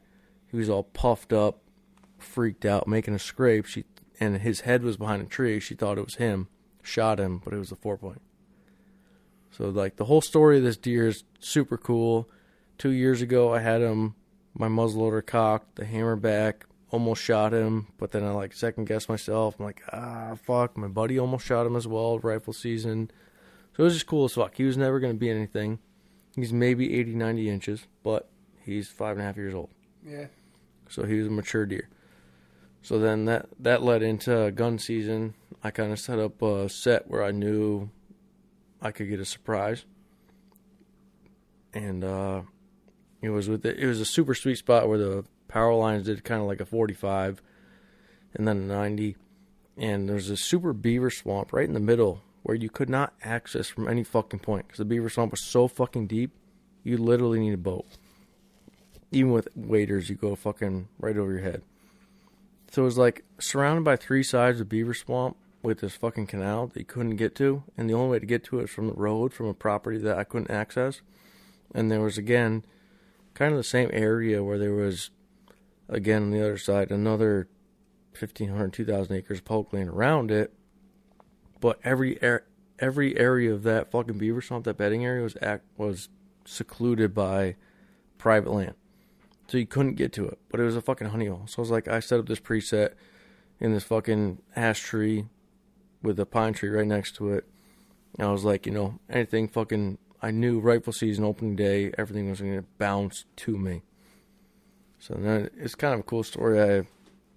I had this, I didn't know before, but I had this deer on camera 2 years ago. And he's pretty distinguishable with his fucking G2s. And my sister's boyfriend came down the night before open day rifle season. He's like, "Hey, got any rattling antlers I can use?" I'm like, "Yeah, here you go. Good fucking luck, dude." So that morning I was fucking sitting in the stand. I hadn't seen a fucking goddamn deer. It was 10 o'clock. I'm like, I'm getting down. I fucking cannot sit in a stand in a saddle. And I cannot sit in a fucking goddamn tree with a saddle or with a high-powered rifle and a fucking 168 grain ballistic tip and just sit in one spot. I gotta be on the move. Yeah. This is like probably the 3rd deer I've ever killed out of a fucking tree with a high-powered rifle. So I'm thinking about getting down and look up at my rattle antlers that are up in the pine tree hanging up. And I'm like, fuck, might as well give these worthless pieces of shit a fucking whirl. Fucking bash them together. Never rattled in a deer in my life. All of a sudden, like 30 seconds later, I look over, I'm like, holy fucking shit. Either this worked or this is like complete fucking miraculous bullshit. Some voodoo shit, right? Yeah. So this fucker comes running down the edge of the power line. He fucking stops. He's running. I finally put a bullet in him, fucking kill him, and walk him. But it was pretty fucking. It was the coolest part was after I fucking shot him, he ran and died in the middle of the fucking beaver swamp, obviously. So I had to wade across the fucking stream, grab him, wade him across the stream. Then I'm like fucking 2 miles from the fucking road. So I call Lydia and her boyfriend and a couple buddies. And it's like, for some reason, everybody showed up at the same fucking time.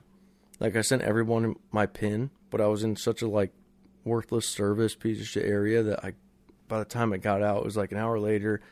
I actually went back to my tree, cooled down. I was soaking fucking wet after dragging that buck across the stream. Yeah. I was fucking balls deep in the water. And it was just cool because I swear to God, everybody showed up at the same time. Like literally 6 people. And we come down there, we're taking photos, and I quartered a deer in the woods, packed him out, put him in the backpack, and we all walked out at the same time. And it was just like, that's what it's all about.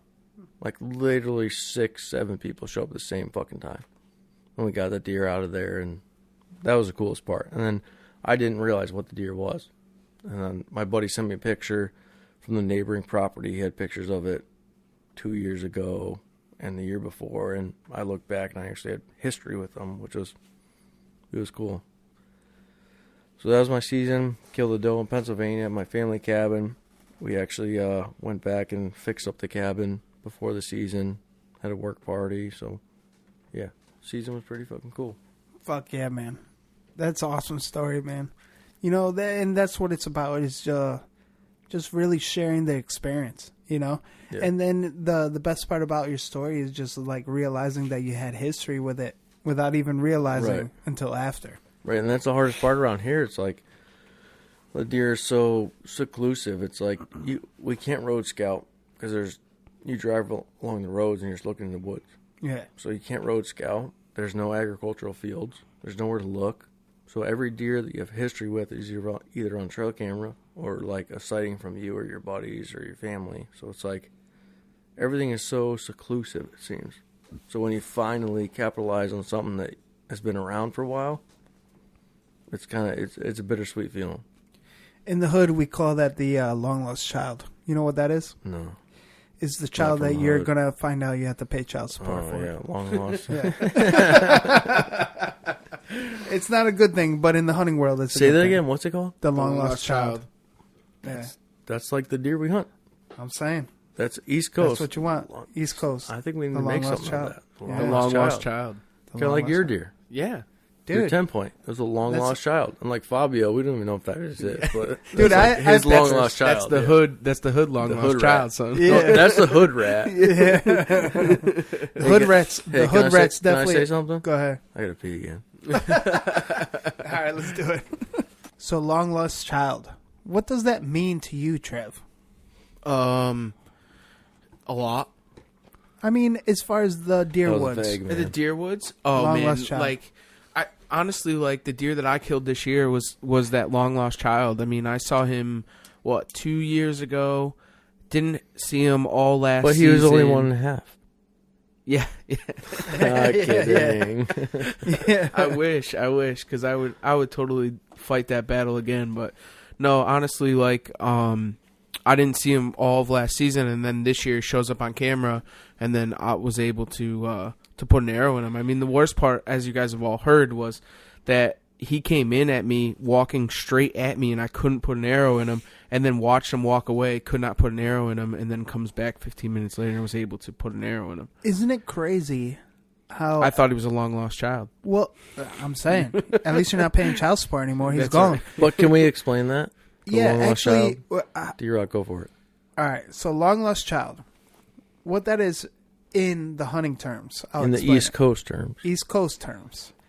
Is that one buck that you've rarely seen, that you have to attribute to, and you owe a lot to as far as sightings, work ethics, and really trying to get it down. Hashtag you want to fucking kill. Exactly.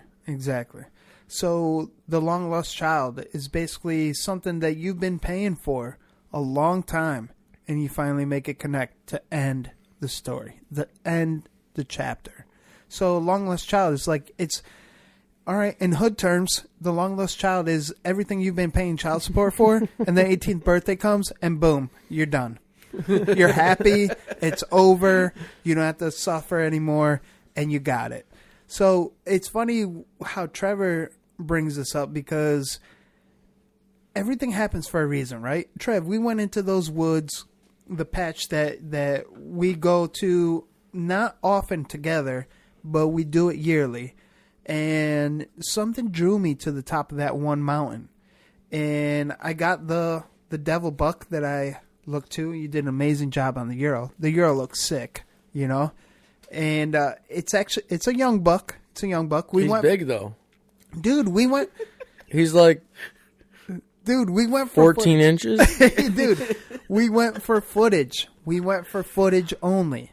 And it's funny you say those comments because he looks funny inside that 130. I'm just saying. Yeah, I'm just saying. Like, we went for strictly footage, and this deer comes out of nowhere, big body, but young, small deer, but big body. It makes me wonder, like, is it precedence to your buck that you got? It could have been his child. We'll never know. Not Who's anymore. your daddy? Not anymore. Not anymore. Who's your daddy? Who's your daddy? Who's your daddy? At least he's not paying child support anymore, right, Trev? Right. Yeah, So he's free. what I'm leaning towards, though, is the fact that, you know, we hunt together, we have stories, and then we go in there for footage. Something gets my blood boiling. Boom. I'm telling you, I'm going up the mountain because I see the sign. Something drew me there. Boom. You start getting footage of this more mature buck. Your trophy buck, biggest buck to date. Because this is your property that you've acquired permission for me to hunt with you on. That doesn't happen often, but we make it a yearly thing to get our footage. Boom. And then you get your mature buck. It's like, was this a son of your buck? We'll never know. Yeah, it's all good. I'm just saying. I got a devil buck. You got your big buck. I mean, this is the things that we need to take into account. The long lost child. Where's Fabio at, though? Fabio. Talk about long lost child. I have pictures. He's never going to turn 18. I'll show you guys recent trail cam pictures. You guys will be like, what? It's funny. And in correlation to that, what we're talking about, everything happens for a reason. So Fabio this year, I was lucky enough to see him in stand 3 times. One time in my Lone Wolf Climber, both the other 2 times on my perch in my Yark saddle. And both times, no shot, and they were both 60 yards plus. So it's like, oof. And one time was a preset, 2 other times were like me trying to pin them down. So it goes to show how smart this dude is, man. You know what I mean? It's just insane how smart they really are, because you really try to pinpoint and play the wind and descent, and you know, prior to, you're like laying down. I did food plots on his major highways to give him a place or a reason to stop, and he stopped on those spots, but not when I was in those positions. It's just insane how shit works out, man. I swear I've killed my biggest bucks on the wrong wind. Really? It's like those days you go in, you're like, fuck it. So especially around here hunting bait. So it's like, you know, on the wrong wind, that's when the deers are going to come to bait in daylight. So that's where, you know, people give a lot of shit to bait. But I've never killed a big buck right on bait. You have to hunt that bait around bait. So you cut them off 100 yards, 200 yards, 250 yards around the bait. En route to bait. Yep. And you hunt those fucking winds that you know he's going to go fucking into bait coming downwind, but you hunt that, you know, 20 yards off the downwind side. So that kind of shit. So. You're hunting the bait within the bait. Yep. You're hunting the girls on the bait. Yep. Well, I know this is something crazy with the Ohio buck with Tattooed in the Wild is, you know, we laid down bait. Well, Keith laid down bait, and we're hunting a stand close to the bait site, and we took every precaution to be coming upwind, right? And we went creek side, followed the creek, whatever you want to call it, all the way to stand. And wouldn't you know, the 11-pointer I got in Ohio, he went straight up our trail on the creek side, followed every entranceway, did everything wrong. Yep. And honestly, truth be told, the 8-pointer that I passed the first sit was bigger than this buck. That's what G was saying. Yeah. The 8-pointer that I passed was bigger than this buck, but this was the second last day I was going to be in Ohio, and the next day was going to be a shit show of rain. Yep. So I was like, it's now or never. You know what I mean? Because I knew I wouldn't have the chance to come back. And I don't know if that's right or wrong, but this buck got my blood going. Like, he came in grunting, plowed through some briars, and he just had his nose down, was looking for the does, and I just told Keith, I'm going to take him. Yep. You know, it's one of those things. It's you can't ever foretell it, right? And I didn't want to take that big 8, the first sit, the first morning, because it's just the first sit, the fourth. I mean, what are you gonna do the rest of the week? Party, get drunk? Like, I didn't want to do that. I wanted to keep my options open. No, seriously, man. That's fine to me, right? No, it sounds Put cool, a big right? buck down and party. Yeah, what's wrong with that? What the Sounds like my deer season. I guarantee you, though. I guarantee you, if I would have taken that big 8 the first morning sit, and the rest of the week was like for me filming, I guarantee I would have seen a monster. And I didn't want to do that. This nigga high. Yeah. I'm just saying. No, it is weird. It's like, you hunt the wind, you fucking try to do everything right, and you're fucking meticulous, and everything seems perfect, and then nothing happens. And the second you revolve from that and say, fuck it, I'm going. And you hunt the wrong wind, the wrong set, and it happens. It just comes together. Yep. Or it's like, I swear to God, I tell myself every year, I'm not hunting. So I say, September, I'm going to kill those. I never do. Because I'm like, that looks like a lot of work. Then I'm just going to feed fucking family and landowners and this and that.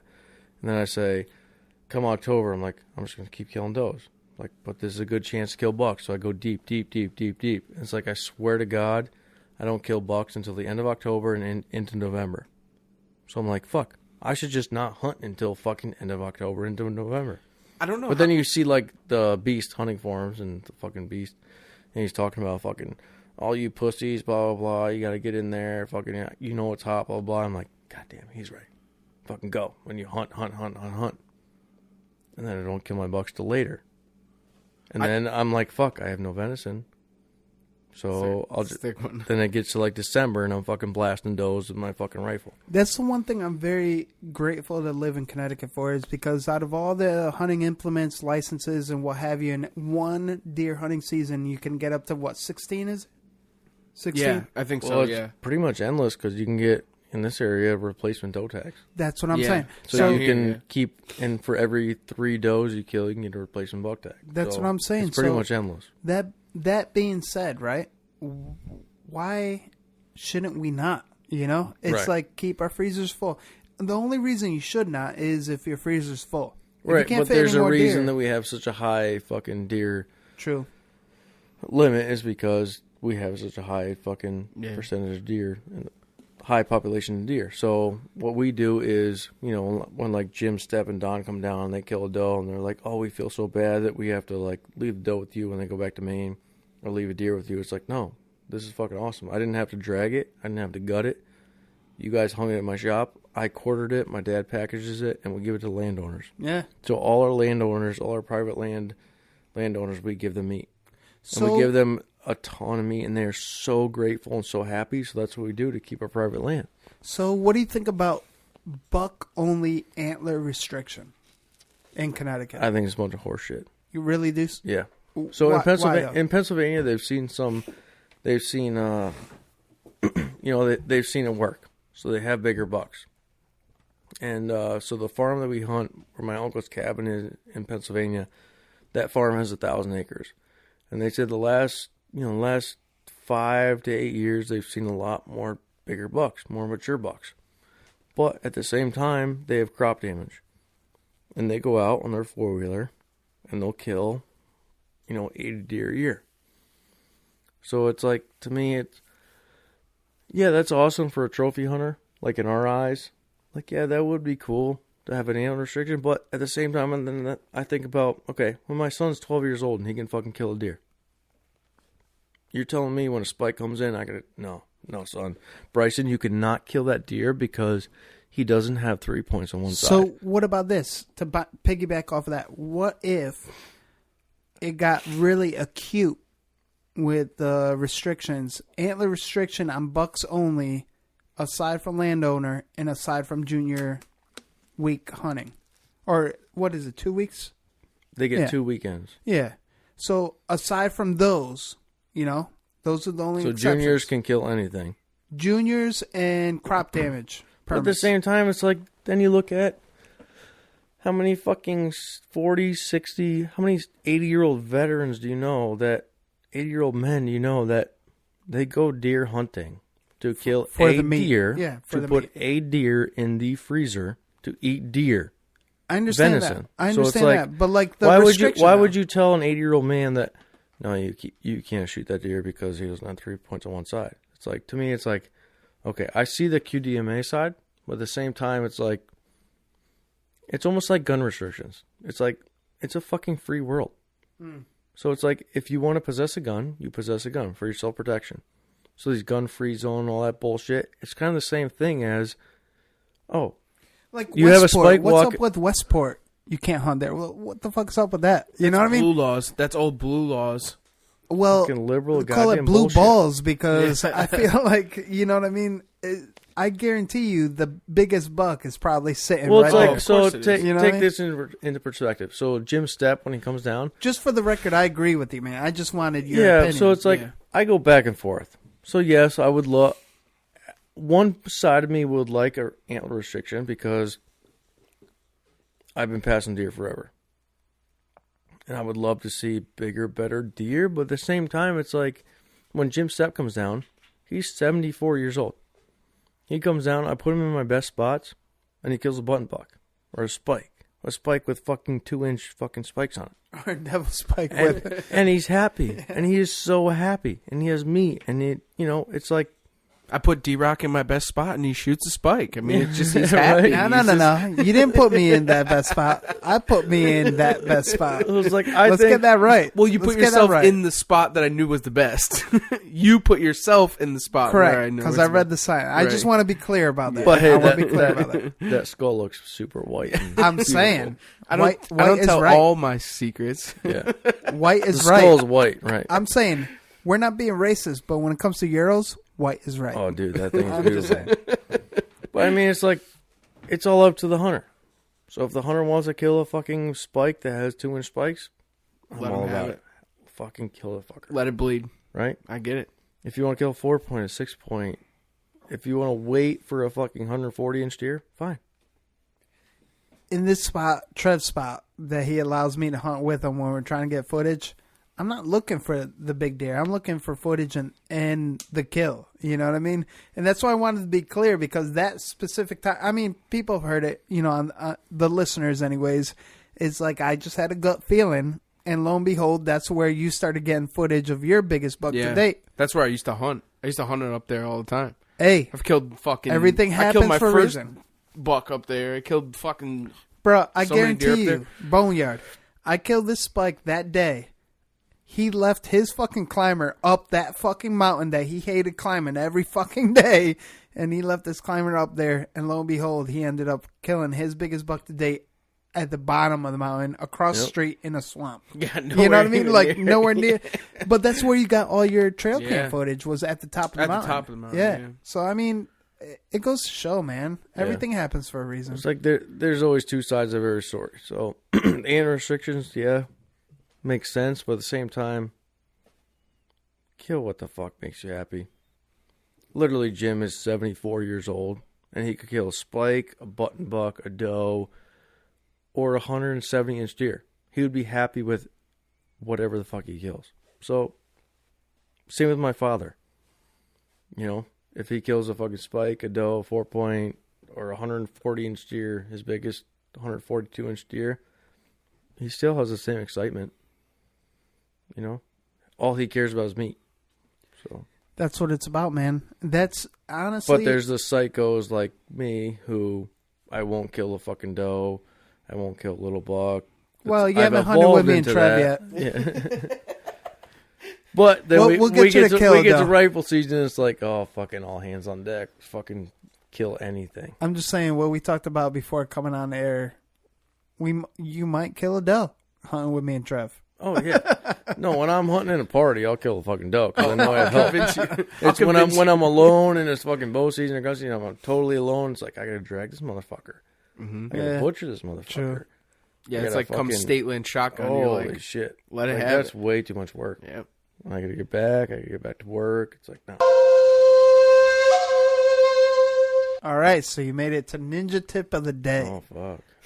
Boneyard. No, you gotta start with Trev. I gotta think about it. So Boneyard, ninja tip of the day. Holy what do you have for our East Coast listeners that haven't heard your ninja tips in a long time? And we started off the episode with a lot of good ninja tips, especially coming from East Coast Trev and yourself. Like the best ninja tip of the day, what can you tell the listener?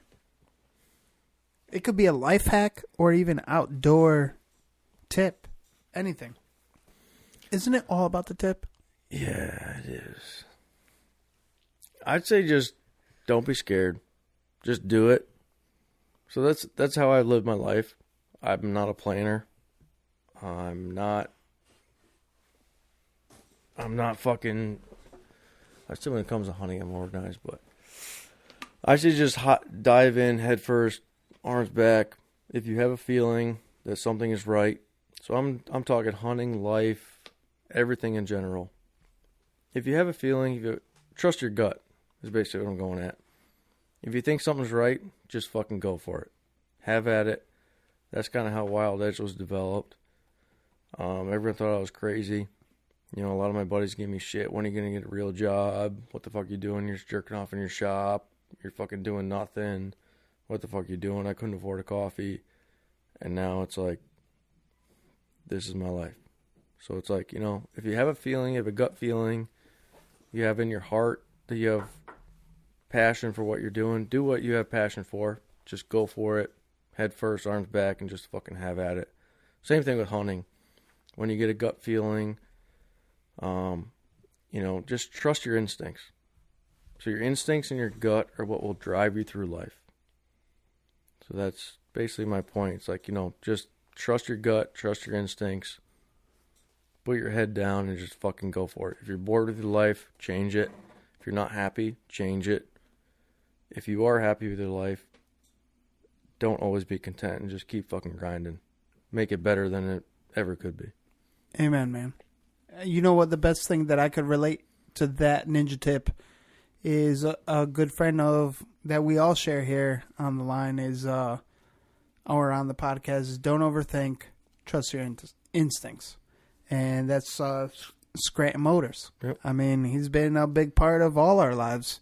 Oh, yeah. You know, supplying more than just our transportation needs, specifically morals, man, because it takes a person that's been through, you know, thick and thin to really give that advice. Yep. So that ninja tip is dope. I like that. I like that a lot. Trust your gut, trust your instinct, and just fucking go for it. Yeah, if you're don't bored, overthink. If you're fucking tired, just keep grinding. Trust your fucking gut. You know what? Trev, I really want us to give it a good go-ahead on this last month in Connecticut and really put your words to the test and really try to, even if it's a doe, you know what I mean? Oh, dude, I'll spark up some bait sites. I have plenty. We got to kill does on a lot of the properties I have that I'm just saying, of smart does that need to die. Know what's the best way about this time of year, right? Is to get does on the ground and get more hunters involved, like more potential hunters involved. Right. Give them the free meat, you know? That's what I was telling to Jason Ketchum about timber tumblers. Yeah, timber tumblers. Yeah. Holy fuck. He's part of QDMA, and they try to get new hunters involved. Yep. And he was saying how hard it is to get new hunters involved. And I said, I'm the same way. So around here, part of the sports club, it's like you have junior hunting day come along. So they get junior hunters around here get the 2 weekends before deer season, gun season. They get 2 weekends before duck season, 2 weekends before pheasant season, everything. It's they get the week in between also. I would love to take my fucking dog duck hunting, pheasant hunting. I would love to take a kid turkey hunting, you know, before the season. But I call the club, and it's like I call every member of the club. Hey, do you have any kid that wants to hunt? Nope. Do you know any junior hunter that can hunt? Nope. Do you know what I used to do? It's like I cannot, and even I'm part of CWA, Connecticut Waterfowl Association. It's like you cannot find a junior hunter that can hunt. It's like, where the fuck are these hunters going? So it's like, how do you get new hunters? So what I do is I used to make a post on Facebook and say any junior hunters that want to go out turkey hunting, and I would get kids every single turkey season to bring out turkey hunting for junior hunt day. Sometimes they'll take a day off from school and then bring them out, or on the weekends or whatever, man. I did the same thing, man. Just went above and beyond to try and find these junior hunters to just bring them out hunting. What's crazy is such a rural area around here. You think you could find fucking junior hunters. Especially at a local gun club, anywhere, you know? Yep. That's what I did. You do that in the hood, the parents are looking at you like, who the fuck are you? Yeah. You know what I mean? Like, that's a little different. But your neck of the woods, I can see that working. You know what I mean? It's just like, what? You want to do what with my kid? No. You want to take my kid to the woods? Kid. Yeah. There's a long lost kid. Oh, shit. He got lost in the woods. With the rock.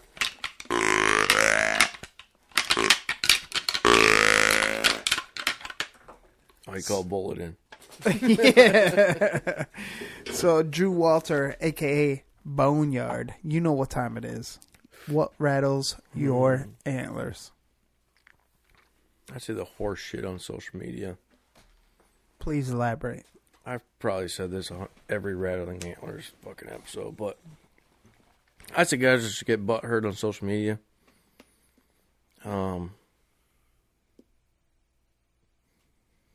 It's kind of hard to explain, but What comes to mind, man? Just speak your mind. I'd say if you get butthurt, just let it roll.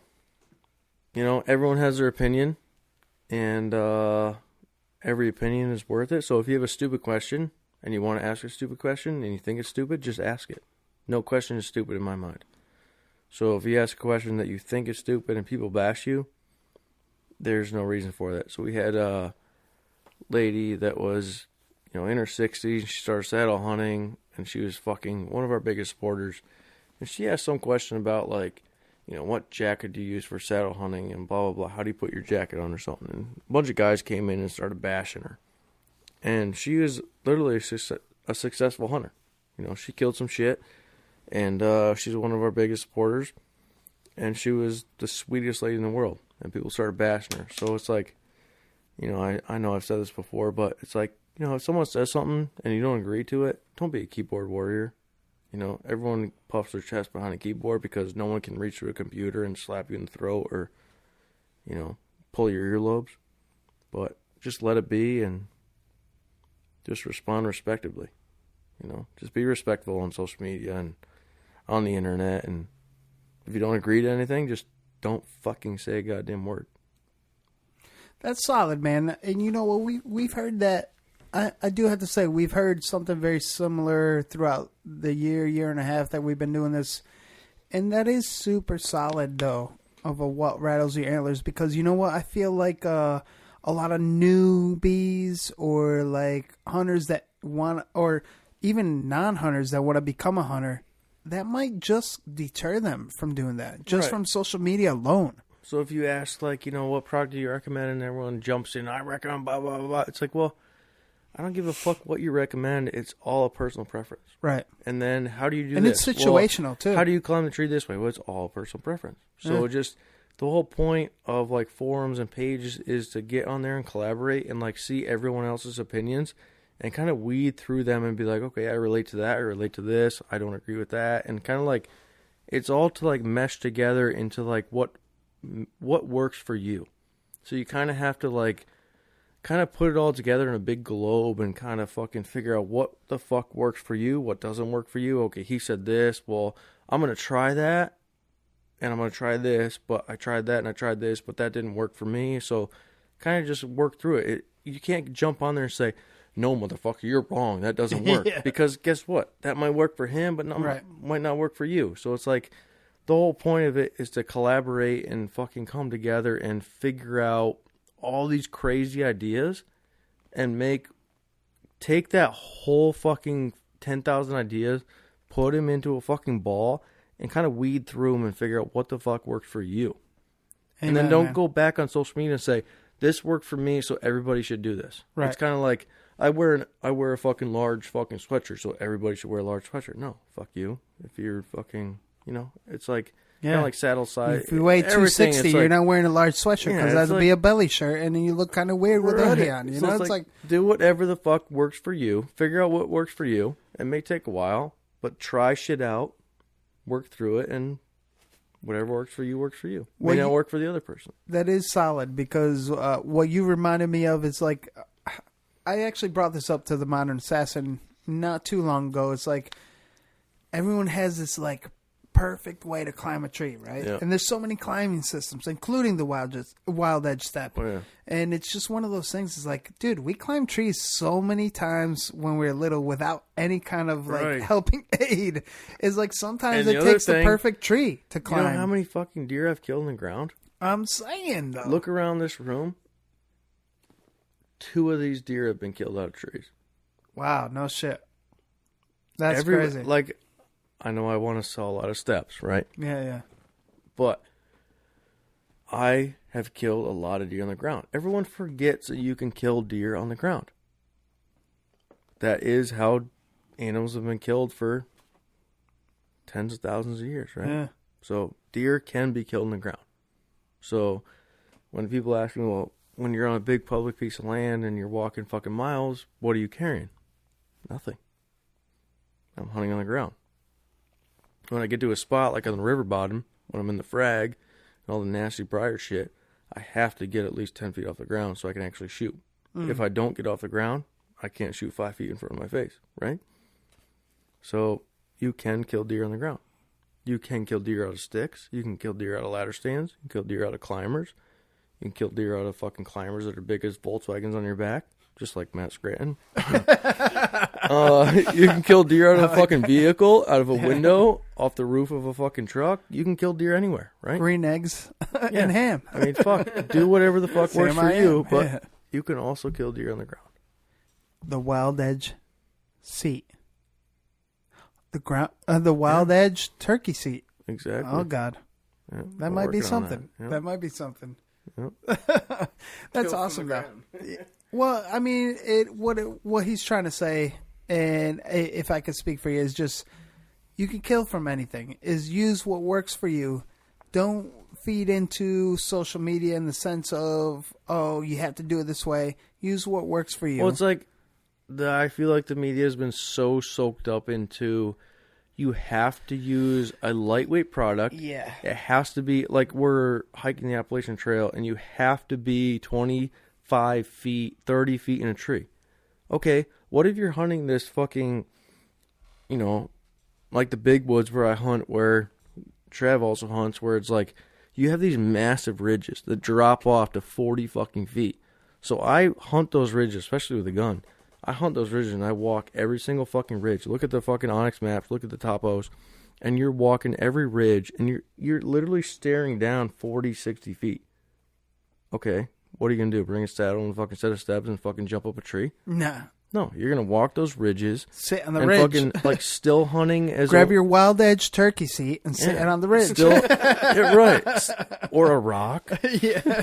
Like, still hunting has almost become, like, obsolete in the hunting industry. So it's like, I hear you almost have to get back to your roots. So it's like, there's a time and a place for presets and mobile hunting. Drive-bys and shanks? Yeah.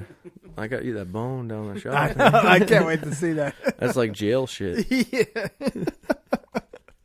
Yo, a little off subject. G really wanted me to use my toothbrush shank to skin a deer or gut a deer this year. I just couldn't bring myself to it. Know how much hate mail I would have gotten that? What about the fucking, what do you call it?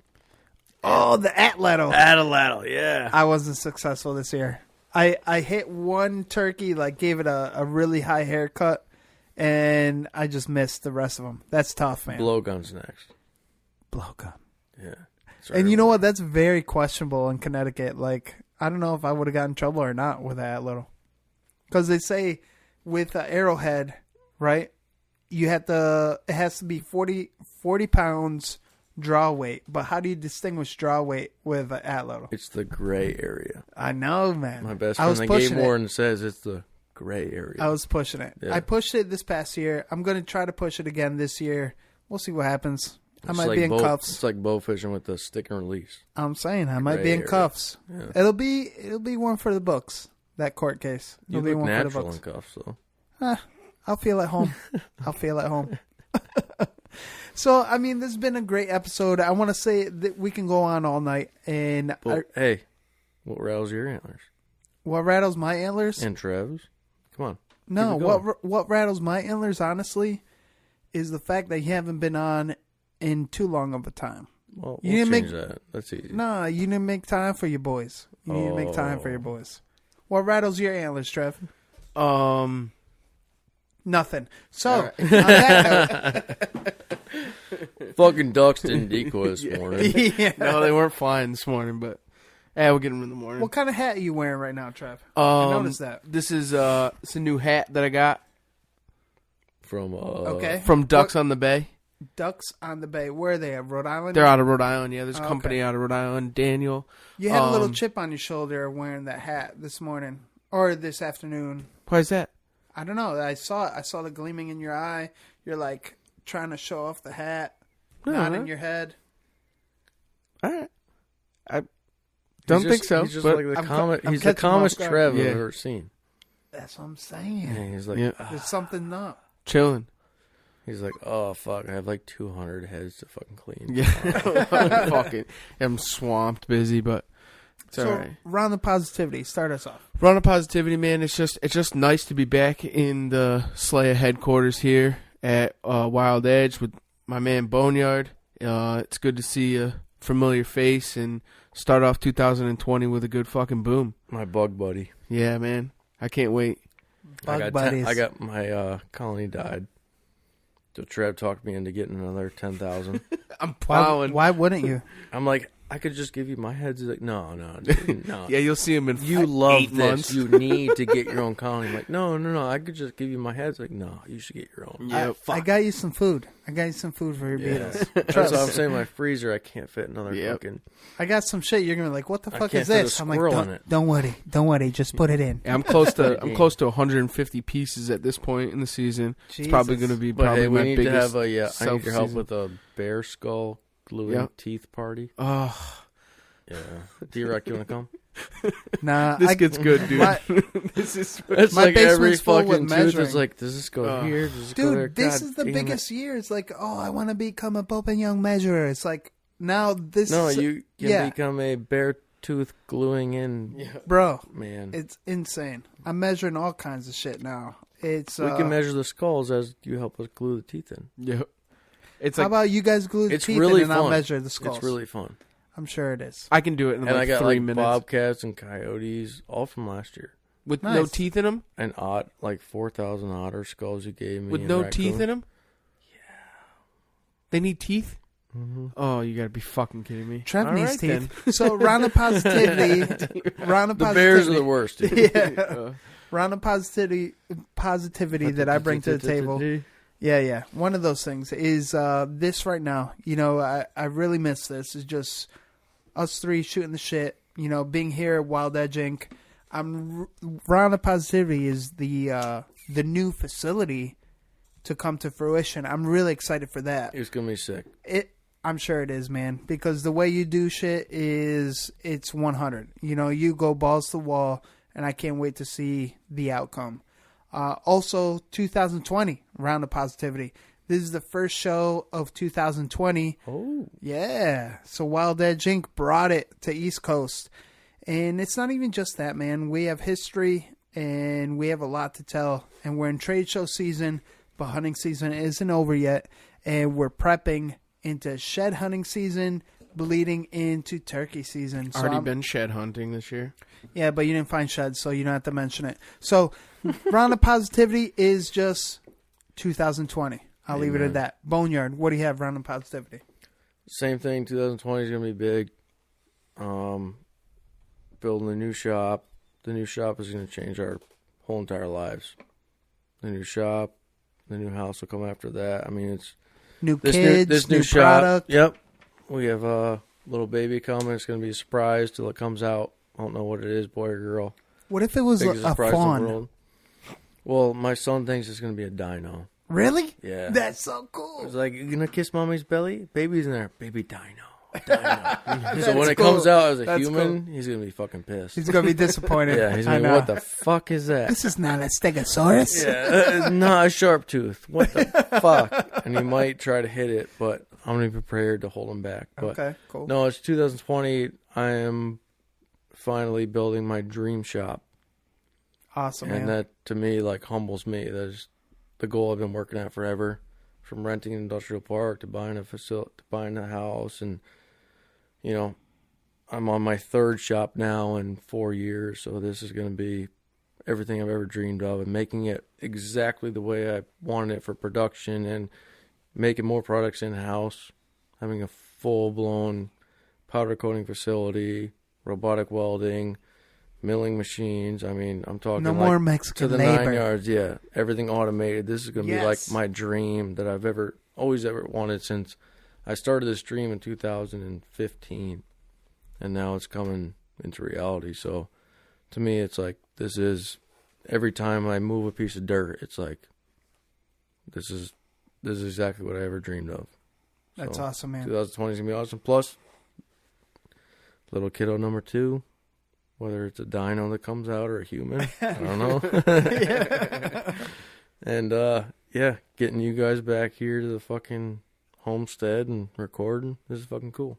Hell yeah, man. I love it. Yep, deer season ain't over yet. Hey, you remember? Bucks are shedding their fucking antlers, but we got some does to kill. Fuck yeah. And ducks. Hey, Boneyard, you remember this one? Stay steppin'. Stay slaying, baby.